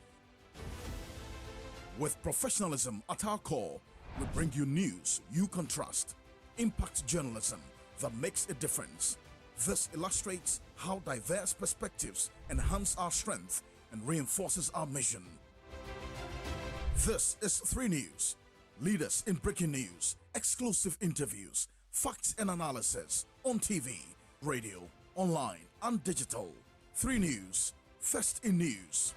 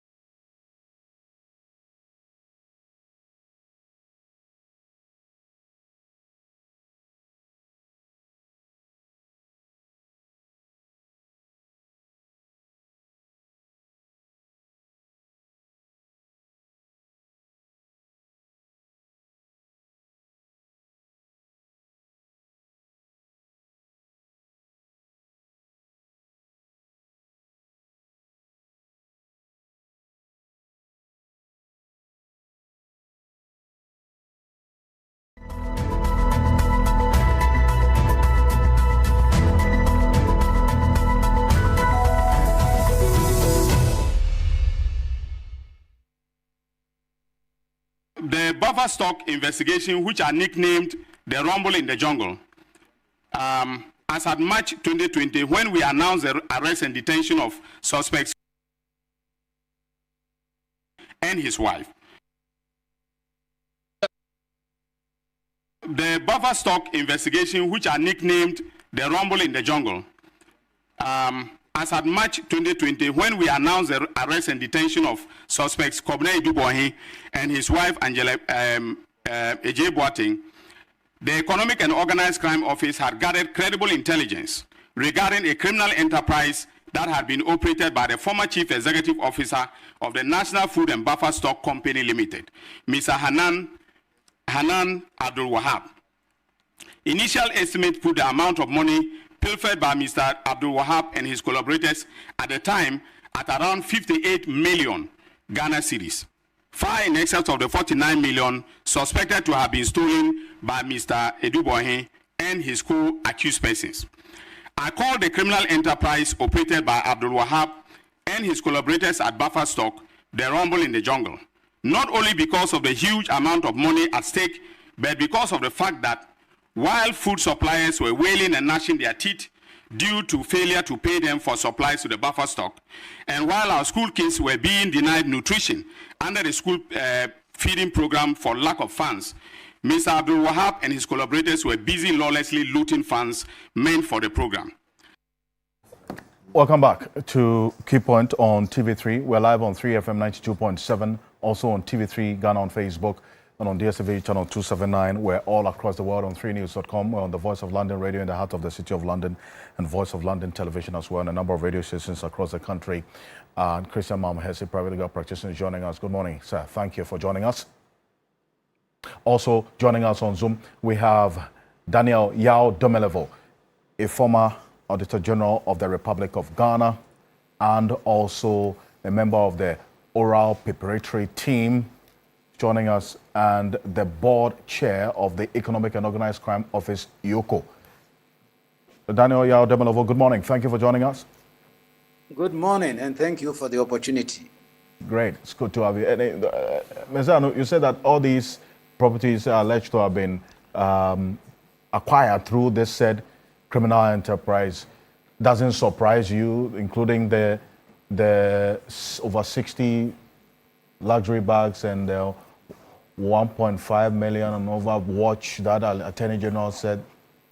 This, no. I mean, it doesn't surprise you? No, it doesn't. What else do you me. need to be surprised? The figures are shocking, but no, because you see, I think we need to do some social research. Mr. Domelo, you want to say something? Yes, the figures are huge and mind-boggling. Yeah. But I'm not surprised. Exactly. Why am I not surprised? It's because there have been no consequences for misbehavior for a very long time. People have been getting away with this all over the years. So people are just taking it from one level to another. When I joined the public service in the early 90s, there were stealings, embezzlement was left and right, but amounts were quite small. Come to the 2000 era, the figures started rising. Now see where we are. One person takes an amount which you cannot even think about. It is unfathomable to expect that one person will steal all those monies. You don't even know what they do with the money. So I'm not surprised. It's because there are no consequences for misbehavior in the public sector. We must make everything possible to hit any other person who steals public funds. We are not angry enough as Ghanaians. I don't think this is acceptable. We have bad roads, we have hospitals not functioning, schools not functioning, etc. A lot of infrastructure we need, and people who are put in public positions to solve these problems rather appropriate these resources for their personal use is terrible. So the amounts are mind-boggling, but I'm not surprised that is happening. And if you don't take time, one day we wake up and we are told that total consolidated fund is gone. There's no money left in it. Oh, you fear we'll get to that point, that the total consolidated fund will be looted? Yeah, because they have a huge percentage. You calculate the percentage that Auditor General comes out with each year. It's huge. So when you reach 100%, it means everything is gone. We will be having no money to run our schools, run our roads, run our hospitals, etc. But it is time Ghanaians become very, very disturbed and hold government accountable and call for changes in the legal system so that we can get this done as quickly as possible. That is why, if you permit me, I will say that in my personal view, I appreciate what Attorney General and all the anti-corruption agencies are doing to hold people accountable, including filing cases against them at the courts. But there are some legal amendments, if we don't make, we are going to go nowhere. One of them is the reversed burden. In fact, if you have unexplained wealth, that should be enough for us to convict you. If Daniel is earning 20,000 a month, at the end of the year, it's 240,000, assuming he doesn't even spend any money. So how come that Daniel within a year has 20 million in his account? That should be enough for us to convict people. If we don't pass those laws, and again, put a time limit on trials. If you go to Nigeria, they have made a good progress. The Supreme Court in Nigeria, based on Section 306 of the Administration of Criminal Justice Act, and then Section 40 of the Economic and Financial Crimes Commission Act, has prevented stay of proceedings. They say there will be no stay of proceedings in criminal cases. So we should apply that, if not to all criminal cases in Ghana, at least to corruption-related cases. To say, once we start trying you on corruption, you can't go to a higher court and come back and tell us that stay proceedings, let me finish my appeal before you continue, so that we can bring finality. And a law must guide us. If China could convict somebody within 3 months, Ghana, we should also be able to convict somebody at least within a year. If we can't do 3 months, we can't do 6 months, we can't do 9 months, 12 months, we must be able to bring it to an end. Because until we do that, the prayer of the criminals and their lawyers is that they will continue dragging the case until there's a change in administration or government. Then you hear nolle prosequi, and then the case drops off and our money is gone. So that is the challenge we face, and I think these changes are very necessary. And since we don't only want to fight corruption in terms of monies that have already been stolen, but also to prevent additional stealing, I'm also calling that we should amend the Internal Audit Act, Agency Act, to make the internal auditors independent of the principal spending officers, so that they can provide proper assurance, not fearing that their salaries will remain the same, or they will be transferred out of their duty stations, or they will not get promotions, or they can even be sacked. We must do that. These are low-hanging fruits. That is what I mentioned the last time, that 9 months gone, and people didn't understand that I said 9 months we should receive proceeds from the corruption. No. I was saying that there are low-hanging fruits, legal amendment or changes, which can go to Parliament quickly. We pass it so to make the legal framework conducive for fighting corruption. I see, because it's a very important point you make about the period of prosecution, because before you joined us, there had been proposals that there should be some reforms to ensure that at least 6 months, maximum 1 year, would have finished, and concluded on cases, specific cases on corruption, so that at least there'll be some speedy trial to it, instead of having cases run 4 years, 8 years. And as one of my panel members indicated, these accused persons, they have deep pockets, so they can get the best of lawyers who know how to maneuver the legal system to prolong cases. And we may never see the end of it. I cannot agree more with the person who made the point. And then they don't, not only lawyers that they can procure, they even can procure judges. So the judge see your case so bad, and you say, okay, what I can do to help you is that I'll keep adjourning it until there's a change in government. When your party comes, then they can throw it out. So the judges can also be part of it. In fact, I think that if we cannot do the same thing like 3 months or 6 months, even let's put it at 9 months or even a year, I have no problem. But this instance of we can establish that the gentleman has in his or her, the lady has in her possession property that cannot be explained in any circumstances as related to genuine sources of income, but the trial continue going, I think is not helpful. So judges who will also breach this must be guilty of misconduct, because the law says try the case, finish within a year. You go beyond a year, it should be a ground for you being cited for misconduct, so that there will be sense of urgency But also, I would like to plead that we must increase the capacity for the justice delivery system. If the Supreme, the judiciary, they need more judges. In fact, I saw 824 or so lawyers being called to the bar. They should recruit some of them, even if it is on part-time basis. Some lawyers can become judges and start hearing cases in the evening.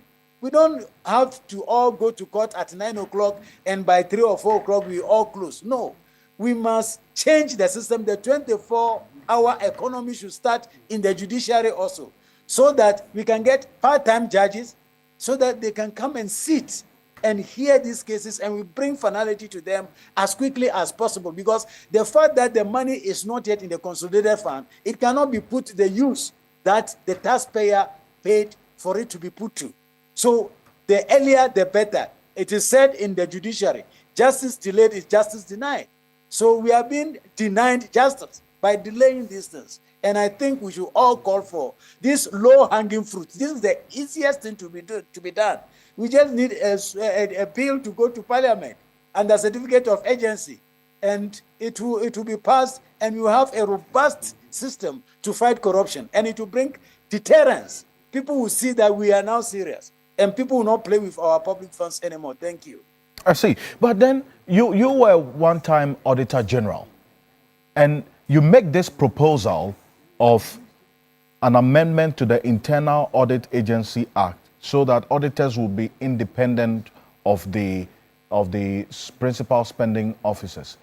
There was a question that I asked earlier of why, if every year you, as Auditor General, you're responsible for auditing all of these state agencies, you put out a report which becomes a subject of conversation every year. You capture irregularities and infractions and so on. And yet you are unable to uncover this depth of infractions or malfeasance. It has to take further forensic audit and further investigation to uncover institutions that you, Auditor General, has audited.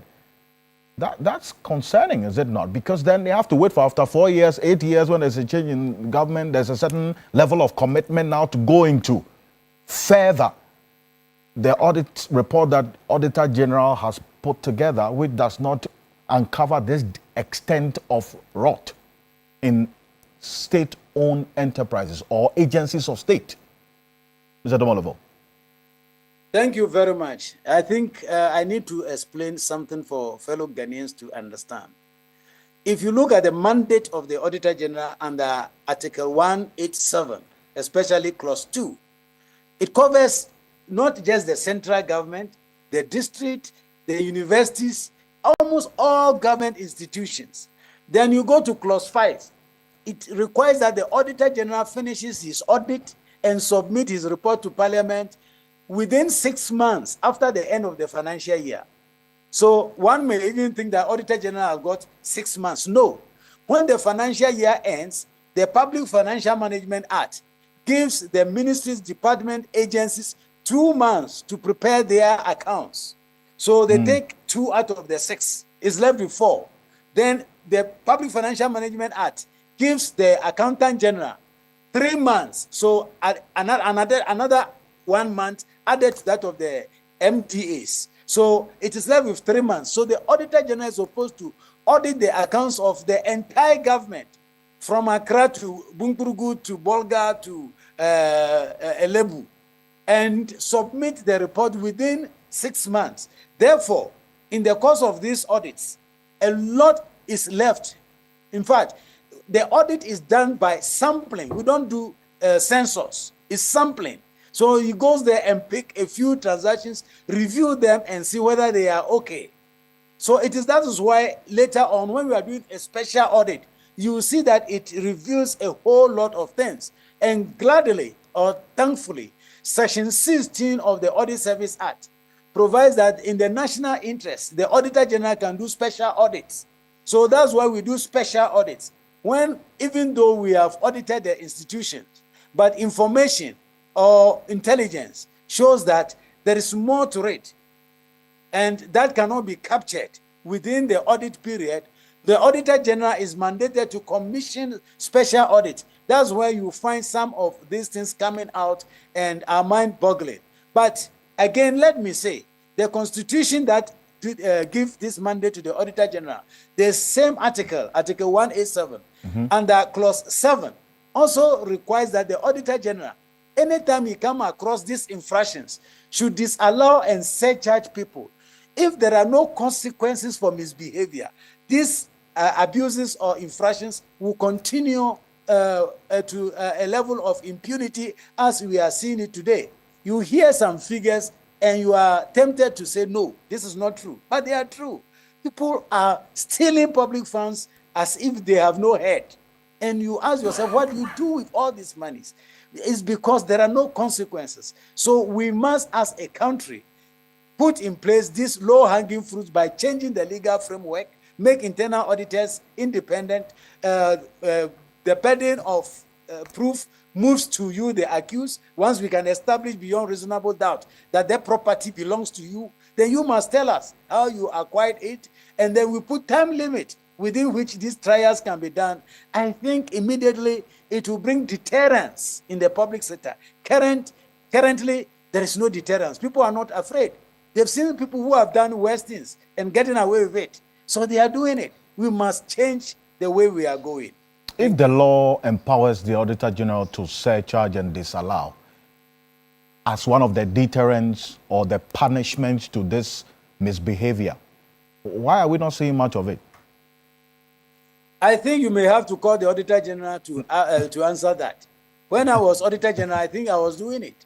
But you remember, I can hazard an opinion if you want to hear it. I want to hear it. Yes, I keep saying that if you fight corruption, corruption will fight you back.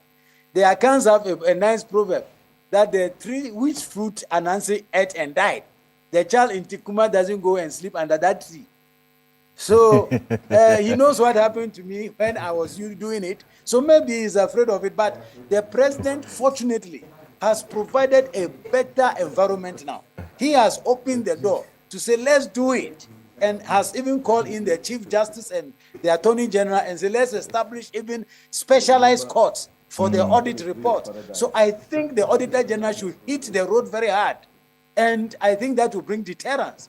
If you abuse public funds, disallow and surcharge. If the person doesn't agree, he should go to court and battle with the Attorney General once you continue your audit. I think if we go on that route, I think we shall make progress in less than 6 months.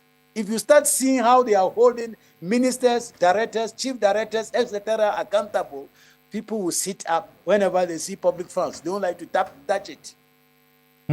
Mesano, Adam Sano is with us in the studio, by the way. You were saying that, yes, on the same part, you are not surprised. You just think that... I think he shared my sentiments exactly, that I'm no longer surprised when I hear this. Because if somebody could get 27 houses in 4 years, then what is not possible? But the shock is the figures. The shock is indeed the figures, that the impunity and the boldness, the audacity appears just to be increasing. I'm just reflecting and saying, look, this Bonnie and Clyde thing, clearly, it's a reflection of the moral and ethical temperature in the country. We should look beyond just saying it's even an MPP thing and so on and so forth, and do some social research. We used to say behind every successful man is a woman. Looks like we are throwing that away. Now it's becoming very blurred and confusing. And we seem to have a culture of copycat corruption, which is being fueled by the lack of consequences, as Mr. Domorovo is saying. Copycat corruption. And you know, in our terrain, entrepreneurs, you see somebody do something, it looks like it's successful. Everybody jumps on the bandwagon. Looks like that's what's happening. Maybe on a platform, say, oh, we did it this way, it was successful. And then very soon, so many people are doing it, then it's exposed. I think that we need to do some more thinking around this kind of misbehavior. Somebody was pointing out recently that if this is what Oral has shown, can we imagine what a post-tenure asset declaration audit will show? Let me see. Listen, we just last year, into this year, we had a transition government. It means that persons who exited were supposed to have gone and done their final asset declaration. Is that correct? That's the expectation. Has anybody gone to dig into that? Do you know what we might uncover? What kind of Pandora's box that will show? So what even Oral has brought us is probably the tip of the iceberg. That's true. The special courts thing, let me say for the record, Kenya, I was there earlier in the year, they have 12 anti-corruption specialized courts with a target of 6 months. And they are working. When they talk about the retrievables, in fact, that was for them the success. The amounts of monies they've retrieved. Because they have a clear legal framework for the bargaining out of court settlement. They have it there. And it's not just about collect some.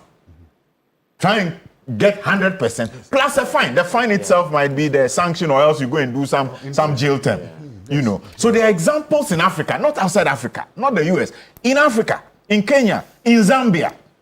Target of 6 months, sitting daily. The lack of sanctions, the lack of practical sanctions is breeding impunity. So if you look at the figures have just been on the rise. Anytime you see a case, then you say, $1.6 million. Mind-boggling. Mind-boggling. And who gets the confidence to just have the money transferred into their accounts? It's obviously because they think it will not be uncovered, or else they are thinking that by the time it becomes a public issue, they would have invested, made 100%, turned it over, so that even if you put me in jail, my money is still sitting there. And we need to think about these things. So the specialized courts for me are very important. I also think that, look, this whole issue of we are not too certain whether at the end of the day some of these cases will be seen to completion or not. Let's be patient. Let's begin to strategize. Look, we agree that you will not cover all the oral cases. How else can we deploy other agencies to make sure that these issues are looked at? At the same time, making sure that the enforcement, the examples of the sanctions, that's, I think, the major gap. And I listened to Mr. Domlov and I think that's true. At the moment, who is being sanctioned? What are the levels of sanctions? The reason why COPO is so important. So can we get this government to seriously take up completing the COPO? Let's make sure the sanctions are clear. When we take public officers to court, there's no argument about what sanctions and how punitive they are. It will serve as a detriment. Full meaning. So I said the conduct of public officers bill. The conduct of public officers bill needs to be revisited, completed, passed with clear sanctions. So when they get to court, there is no confusion as to what it is. And let's publicize it. I think this is a platform. Let's publicize the sanctions, because it looks like the confidence with which people are doing things now is getting totally out of, you can't just imagine it. And publication of the assets that are declared. Yes. So when the public officer declares his assets, they must be published on a website. So somebody in Zwarungu or Boko can Google and see it. So that if he finds that Zato has 25 houses in Boko and 3 in Accra, and he declared only 3. Say why Boko from Tumu? Say I see. Okay. If I'm building Tumu. Okay. I'm not building Boko. I'm not from. So that then the person will go and. But so I just want to find what's the difficulty? Okay, in for instance, you know that a public officer earns this much in let's say 20,000 or 25,000. And then by end of year, is there any way to track how many houses, for instance, they build, or what properties are within their name? Or we have to verification. So that's why we've asked for in the new deal. And that's why we are saying verification, publication, verification and publication, plus reverse burden. Don't make it the state's responsibility to come and prove that you've done something wrong. You should come and indicate to us how you were legitimately able to fund this asset and that expenditure. Like the Siciliada power. Exactly. Mr. Develovo, you had your hand raised. Let me just take this quickly. Yes, you wanted to make a point. Yes, I cannot agree more with my colleagues in the studio. The Conduct of Public Officers Bill was in place or had been drafted before I became Auditor General in 2016. I remember early 2017, I sent some comments to be included there. As we speak today, it is still not yet an act. I can't understand. I remember Nana Akufo-Addo deceived us that he was going to give us an international standard one, and that was the end. We are now 10 months into a new administration, and we need that law. This is a low-hanging fruit. If government is really committed to ensure that public officers behave and behave properly, then we need it. The point my colleagues were making, let me also come in. For instance, I went and declared my assets when I was appointed a chairman of the Yoko. And after I declaring, I said, this is a complete waste of my time. How do you say I've declared my assets to the Auditor General just by filling forms and giving to him? How can he verify that the houses are 1 or 2 or 3 or 20 on a plot? So whatever I say is the end of it. And if we think that that can help us fight corruption, then I think we are joking. We need a better law. For instance, the Auditor General is not God. So if you go to him and you say you own only 1 house in Accra, that is all. That is what he is going to take. But if it is published, then people from his village will say, but the village house building is not in the asset declaration. Then some people in Kumasi or Bolga may say, but we know Dominic has this house. He comes there. How come he's not having it there? So we need to be serious. And I've been telling people in public service who don't like this, it is not compulsory. Nobody puts a gun at your head to say that go and serve in the public service. If you can't comply with it, go into your private sector and do your business or whatever you want to do. But if you want to play the game, but then you must go by the rules of the game. That is necessary. And government must make it a point to prove to Ghanaians that there are consequences for misbehavior in the public sector. People are getting away with murder for too long. So even if you take the Auditor General's report, even administrative sanction, people don't get it.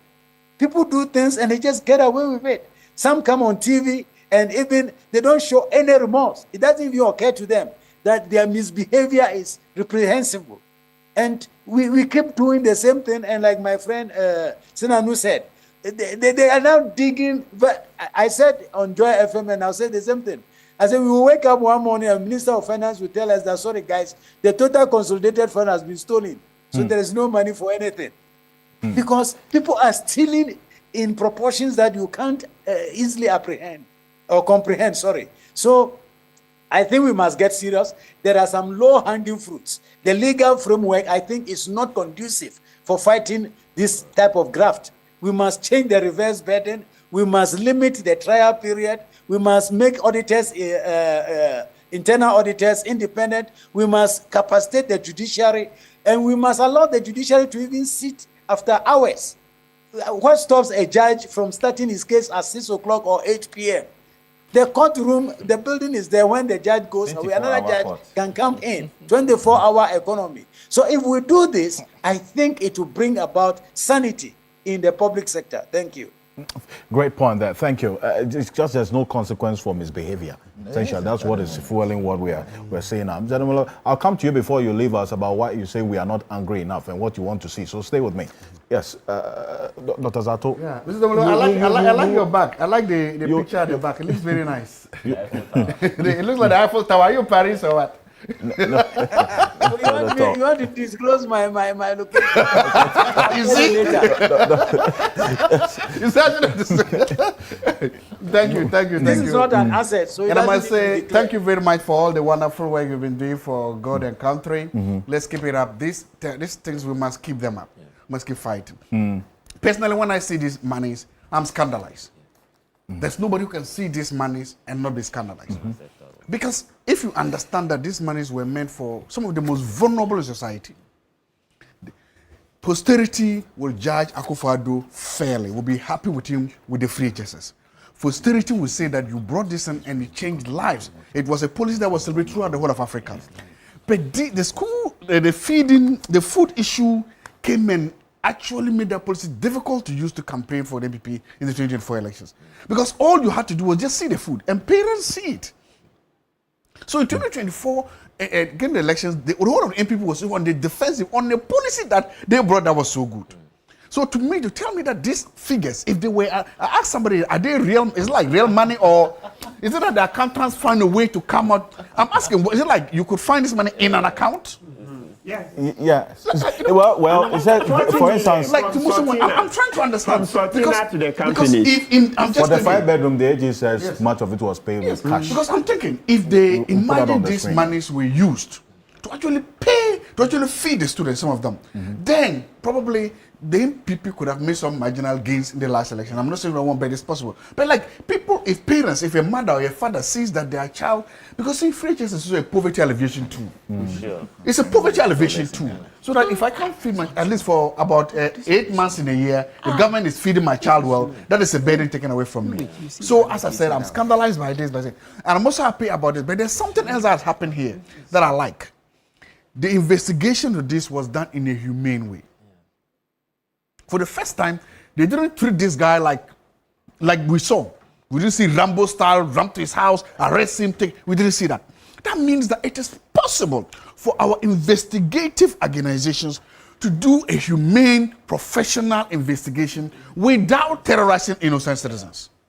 And we must all condemn those kind of midnight, early dawn raids with guns and with sirens taking people away. Because this was done on our blind side as citizens. But this is what they've come out with. So let's encourage that the state should always move away from its coercive forces and use professionals in such investigations. Because again, at the end of the day, nobody's trying to cover anything. But when you rather use that, and also bail.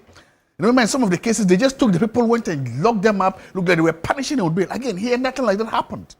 So my point is, it is possible for the investigators to be professional. It is possible for them to be humane. It is possible for them to do all this while still maintaining the law, while still making sure that the right thing is done. Because in a democratic society, the process matters as much as the end product. So because the end does not always justify the means. Today I'm running away from Machiavelli. So I mean, again, presumptions of innocence, and I sure bet, you know, that's where I'll end this. I see. But you are surprised by these figures. You thought they were not real. But then again, it sends a certain signal. And that's what Daniel Domelovo has been talking about. Why does this continue? There's no punishment for misbehavior. Why do we find it difficult to do this? Malaba, and I'll come to you, Desi. Well, I disagree that there's no punishment for misbehavior. The evidence is what we are seeing. No. There's punishment for misbehavior. I know people who have gone to jail for corruption. The thing is, do we send these people to court? We don't. When you are sent to court and the court pronounces you guilty, you'll be punished. And I know people who have languished in jail because of corruption. My only problem with this buffer stock issue is, initially, when the suppliers were picketing at the offices of the buffer stock company, I thought it was just the case of delay payments, because government will always delay in payments, you know. But to come and think about what happened to our children in school, after all these figures have been, you know, splashed here, how can somebody and the wife alone put our children to this? Two people in this country made our children go to school, come back malnourished. It is not, it doesn't add up. It doesn't make sense. What kind of wickedness is this? Because corruption undermines availability of food. And that's what we have seen. Corruption undermines the availability of food. And so when school children didn't have food on their table, and some were drinking cocoa without sugar, some were also on Gari diet for a whole week. I know parents who have to steer banku.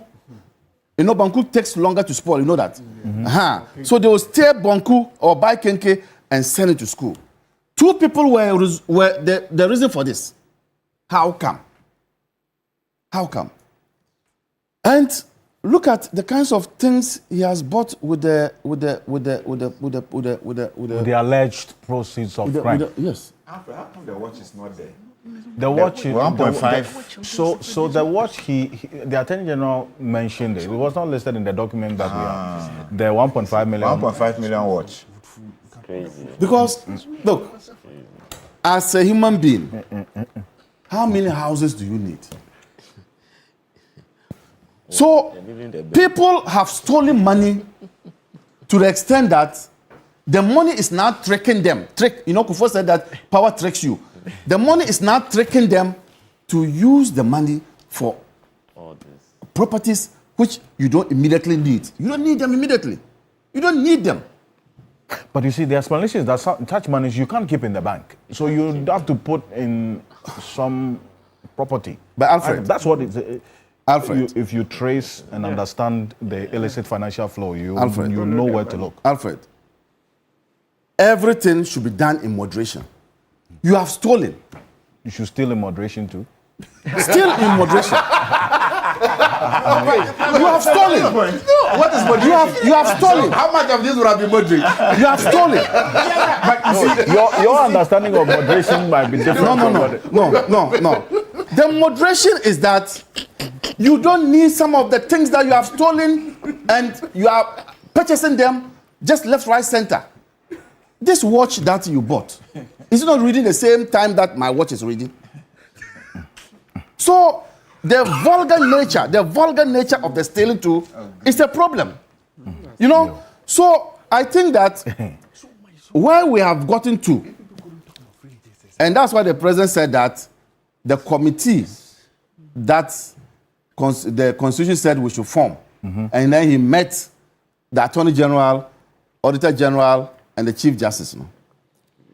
And I'm happy the conclusion there was that there's not going to be another committee because it's like the committees are too much. Yeah. It's like you are pampering the corrupt person. Yeah. Because Parliament itself is a committee of us. They have looked into something. Then you say that another committee should look at it. And then, so I'm happy they've come to the conclusion that there will be special courts to deal with that matter of corruption. And I think that that decision to deal with the matter immediately after the Public Accounts Committee has met is the right thing to do. Now, for those courts, they should see themselves as actually specialized court and not courts where you go there and there's a divorce petition on the table of the judge. Those courts should see themselves as dedicating themselves to only corrupt practices that emanate from the Public Accounts Committee. That, for me, would go a long way to fast-track some of these hearings. That people are complaining that we spend 1 year, more than 1 year in dealing with corrupt practices. So this court, I am appealing to the Chief Justice not to assign any cases to them and allow these judges to focus on just infractions and corrupt practices emanating from the Public Accounts Committee. And that, for me, will hasten and speed up the process. Lamam Hesse, yes. There's been proposals for reform of the judicial system to help in adjudicating some of these cases faster, quicker, avoid all of these, unnecessary adjournments sometimes. I use this for the lack of better expression, because some have described this as an abuse of the courts system, asking for adjournments when really it may not be needed. Yes, I subscribe to that position. Sometimes some of these adjournments are administrative. It could be processes. It could be that processes have been filed. There is no proof of service. And I was once at Tema where a bailiff failed to ensure that a process had been served. And when he was called upon, he failed to appear, and the judge, in his anger, had to call the registrar to produce him. He was remanded for some few days in custody. When we have judges standing up to ensure that some of these things are sorted out, ensuring that, yes, the law is in the bosom of the judge or the court, we need to see some of these things happen. Again, I also task the court managers to ensure that the management of the courts, like as we are praying for specialized courts, we need not see specialized courts dealing with land matters when it's solely tasked to sort out a particular or to cure a particular problem. We need not see other cases growing into that area, so to trump out the purpose and dilute the reason why that particular court has been put there. And also, yes, we always have case management plan that we put out there, in the course of proceedings. Most of the time, we don't see some of these things materialize. You would have lawyers say, we'll do 2 hours of cross-examination for this particular, or a trial will probably take 3 days. It ends up taking months on ending, So indeed, when the court holds the lawyer to the case management plan, that is what should. If the lawyer is unable to put himself to that particular time, that is his own problem, because the anticipation is that during the case management period, you should have an anticipation of the evidence you have, and that would influence the cross-examination time that you have proffered to the court. So that period, once it's agreed, should be the timeline. Definitely, there will be some exceptions where one will pray for leave for extension, but that the judge would have like we always say, the judge has the authority or the discretionary power, that's the word, the discretionary power to exercise that, and that must also be exercised judiciously in order to save time, so that we see some of these things happen. Because the clamor for by Ghanaians is that we want to see some of these cases convicted, so that in our minds, speedily, so that in our minds we would have people accounting to the service that they render to us, and so that it is not just a reward for party faithfuls, but yes. Once you put yourself out there to render service for Ghana, there should always be that accountability, because out of accountability, we would get the rewards that we But are do seeking these for. figures surprise you as well? But It surprises all of us, because sometimes one would say, what did I do wrong? I decided to be an accountant. I have schooled, I have masters, probably I have my PhD, but I have not seen these figures. Is it that I'm at the wrong place? All of these things come to bear, and it also finds a way of nullifying the hard work that people, or causing a disbelief that people put in work in order to achieve whatever they have probably done over the years, when they see some of these things. But when consequences come to it, then there's the belief that hard work is what pays, hard work is everything, and for that reason, I need to put it in so that my family members in society and Mother Ghana will be proud of me. But it is not through corrupt and corrupt-related matters that will get to me, or even finding my way into public service is what it is. But even when I get into public service, I should work for it. It is not that I would get into the largesse of public coffers, such that where illegality comes in, it rewards me. But what is duly mine is what I get, and I stand for Ghana. That's it. And but again, we're not pronouncing guilt. Can be blamed for some of these things. Societal pressures. Look, if you go into public office and you conduct yourself in a clean way, and you come back home, you are unable to, buy a house or construct a house, they see you as a failure. That's what society does. And so it puts pressure on people who are into public office to go to the next level to do the things that you are doing. They are doing, not you. Sorry. To do the things that they are doing. So sometimes too, we need to speak out and let the public also know that there is honor in going to public office to serve without amassing wealth. It is not only for people to go there, amass wealth, come back, then you see them as more successful than those who have not amassed wealth. That's also what I want to tell the people of this country. In a minute, you subscribe to that position by Daniel Domelovo that we are not angry enough in his view? Oh, absolutely. 1 minute. Yeah, absolutely. That's always been clear that we are not angry enough. You remember in the Kufuor's regime, with all the corruption, many lawyers turned a blind eye. It was just in the last days that when they saw me, then they would not be cheering me on. We said, look, can we organize a press conference? You find lawyers whose sons and daughters are even grown. They don't have teenage children. They say they won't speak. Oh, you like noise. You like noise. So... And actually, some of them were looking to get government contracts. So they were thinking about their stomachs alone. So one thing is very clear. Our society is what it is because we are generally reticent.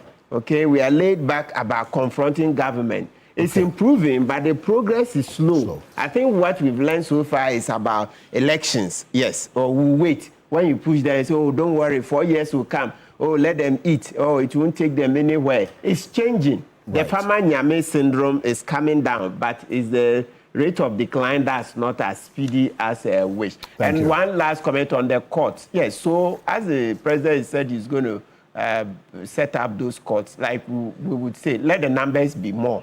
Okay. Let the numbers be more so that it can have an impact. 4 or 5 courts would not be sufficient. Maybe at least 3 in every region. But Accra being the hub, maybe 10 in Accra, then 3 in every region. There are more lawyers who qualify to, go to the High Court. Let's employ them because we can get recoveries. Which will mean the fashion of a tribunal, sort of? Yes. The Attorney General is working on bringing the tribunals to. Yeah, but we need to set up more courts. Because if we have more courts, then we can take on the cases. Otherwise, we'll not make much progress. Quite a number of messages. Dr. Zato has spoken as a true Ghanaian for you yourself for the first time. On this matter of the buffer stock investigations. Thank you. This one here says, imagine if someone with the competence of Raymond Acha had not been appointed at IOCO to employ his skill of forensic audit. We have lost so much more than we know.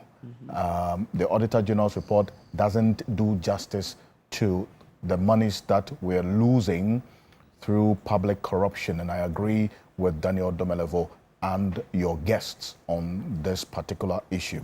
This is coming from Dr. Kwame Asante. He continues that he would also support the calls for forensic audit as a normal part of auditing of public sector accounts because of what we are seeing so far. This one here says, good morning to you and your panel. Regarding the issue of looting, how can state officials be tracked when they attempt to conceal their assets by putting properties in the names of relatives or close associates? Yes, so Theophilus sends us this one. Directly or indirectly. So the bill, the last one I saw, it includes spouses. But maybe if they go further to cousins, we can look at it. But the immediate family is covered. So the public officer's wife and children are covered. Yes. This one here says that how are all these monies moving through banks? Well, there's some of the monies were moved cash and purchased some of these items. But Joseph says the banks are not flagging them. Ordinary man, small transaction. Yes. The banks would raise issues. Very true. And look, a small dollar in your account, they'll call you, ask you a tall list of questions. So how about the banks? I mean, they should be answering some questions in all of this, is it not? Oh, absolutely. Yes, citizens have raised that. There's supposed to be a threshold above which, from the FIC and the banks there's supposed to be a red flag. If transactions in dollar and other terms beyond certain figures, they're supposed to start. Maybe you need someone from FIC, especially, because they're supposed to be linked to the banking system to look at such issues. Talk about FIC. The FIC boss, Kojo Chumbafo, is watching us now.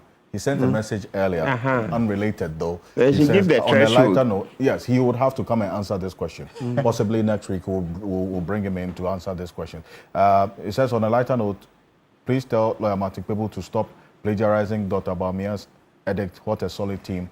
It has been copyrighted since 2017. The MPP have perfected the art.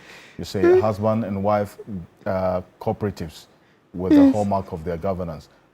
What a solid team. Thank you. But then again, you will be called in to answer some of the questions related to your office next week. Quite a number of your messages commending the conversation this morning. I really do appreciate it.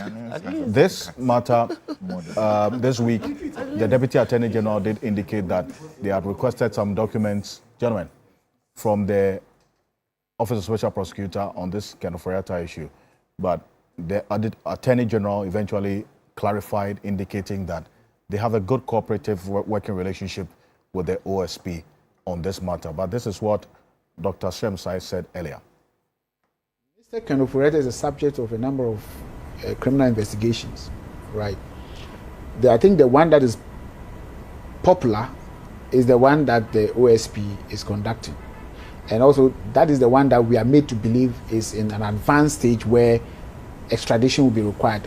And indeed, the OSP has already put the person on red alerts, Interpol red alerts. What it means is that it's a notice to the whole world that this person is a wanted man.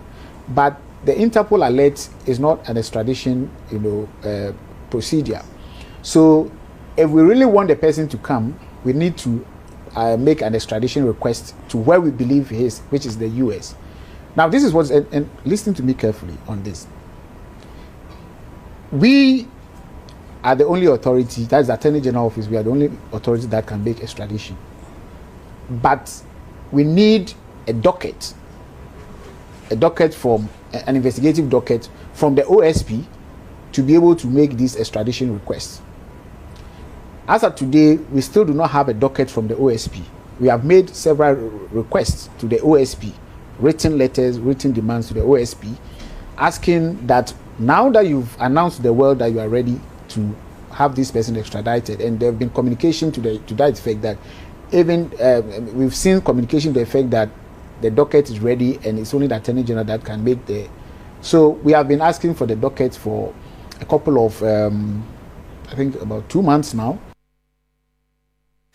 And so after this statement, the Office of Special Prosecutor responded that by end of week, they would have made said documents available to the OSP. And what are the documents? Let's flip and then we'll show the exact document to point 5. Point 5 says the Attorney General through the International Cooperation Unit at the Ministry examines the request to ensure the following: whether the request is legally sound and properly supported, whether the offense qualifies under the Ghana-US extradition treaty. This is the OSP giving this information, and whether it complies with Ghana's obligations under international laws and human rights standards. Ms. Anu, you say that all of this public spat was unnecessary? Yeah, in my view, I think that, why is that? It should have been better managed. So I have paid attention to the chronology. Ken refused to honor his commitment. A few days before, he suddenly says, my surgery date was changed. I thought that was very unprofessional. I mean, the kind of stature and office he occupied, there are certain things we don't expect to happen. At least that information should have come earlier. So a few days to the agreed date, it doesn't show up. Yeah. The OSP obviously, on the 2nd of June, when they were expecting to meet with him, had prepared to do some more interrogation, which meant that at that point, the docket wasn't complete. They were now going to, on the 4 cases or so, ask questions, compare it with other witnesses, draw conclusions. That could have taken another 6 to 8 weeks or more, depending on the nature of the cases. But because the man hadn't showed up, they wrote on the same day, the 2nd of June, to the Chief of Staff, the government, and say that, listen, this is not a political decision. We think we should ask for him to be extradited. Because through their intelligence sources, they knew where he was. And they still do know where he is. Eventually, AG responds on the 13th, I think, and says, okay, we agree, we need you to nominate 2 people and give us the docket so that we can proceed. 7 days later, and I think all of the chronology just shows how seriously they've taken this. Within 7 days, they responded and said, these are 2 nominees. With respect to the docket, on the 10th of June, we raided SNL, and we found a trove of other information, hard and soft and whatnot, and we need to mine that a bit. So even though at this point, we believe we have a very good docket, we want to make it excellent by doing the additional work. So there was that collaboration and so on and so forth. I'm not quite sure why this was leaked. In my mind, it is possibly because the AG wanted to report back last week and was hoping to have some additional data, which is reasonable. I think the same way in which the AG has asked Ghanaians, he says that when he was in private practice, and we all do know, he was successful, and we agree, we commend him for that. He wants to continue being successful as AG, so let's give him time to do thorough work in our space. And I think this education we all need to do, not just the AG, all of us, including civil society and media, that investigations take time, but they must be thorough so that the rights and freedoms of people are not infringed on. Also said that when you get to court, you are sure to get the right outcomes. So let's not push things. In my mind, I think that this should not have come out. The collaboration should continue. As SP has said, I think, is it this week or next week, the information will be available. This week. Yeah, and once it's available, what we want to see, the most important thing. And I've been asking media, why hasn't we called Ofrata? Where is he? What's going on? Why doesn't he want to answer to the issues? Why is he giving us all the runaround? Well, the numbers we know when we call, it doesn't go through. In fact, you have indicated that it's going to take quite a while, in a minute. Yes. I mean, extradition procedures definitely takes a while.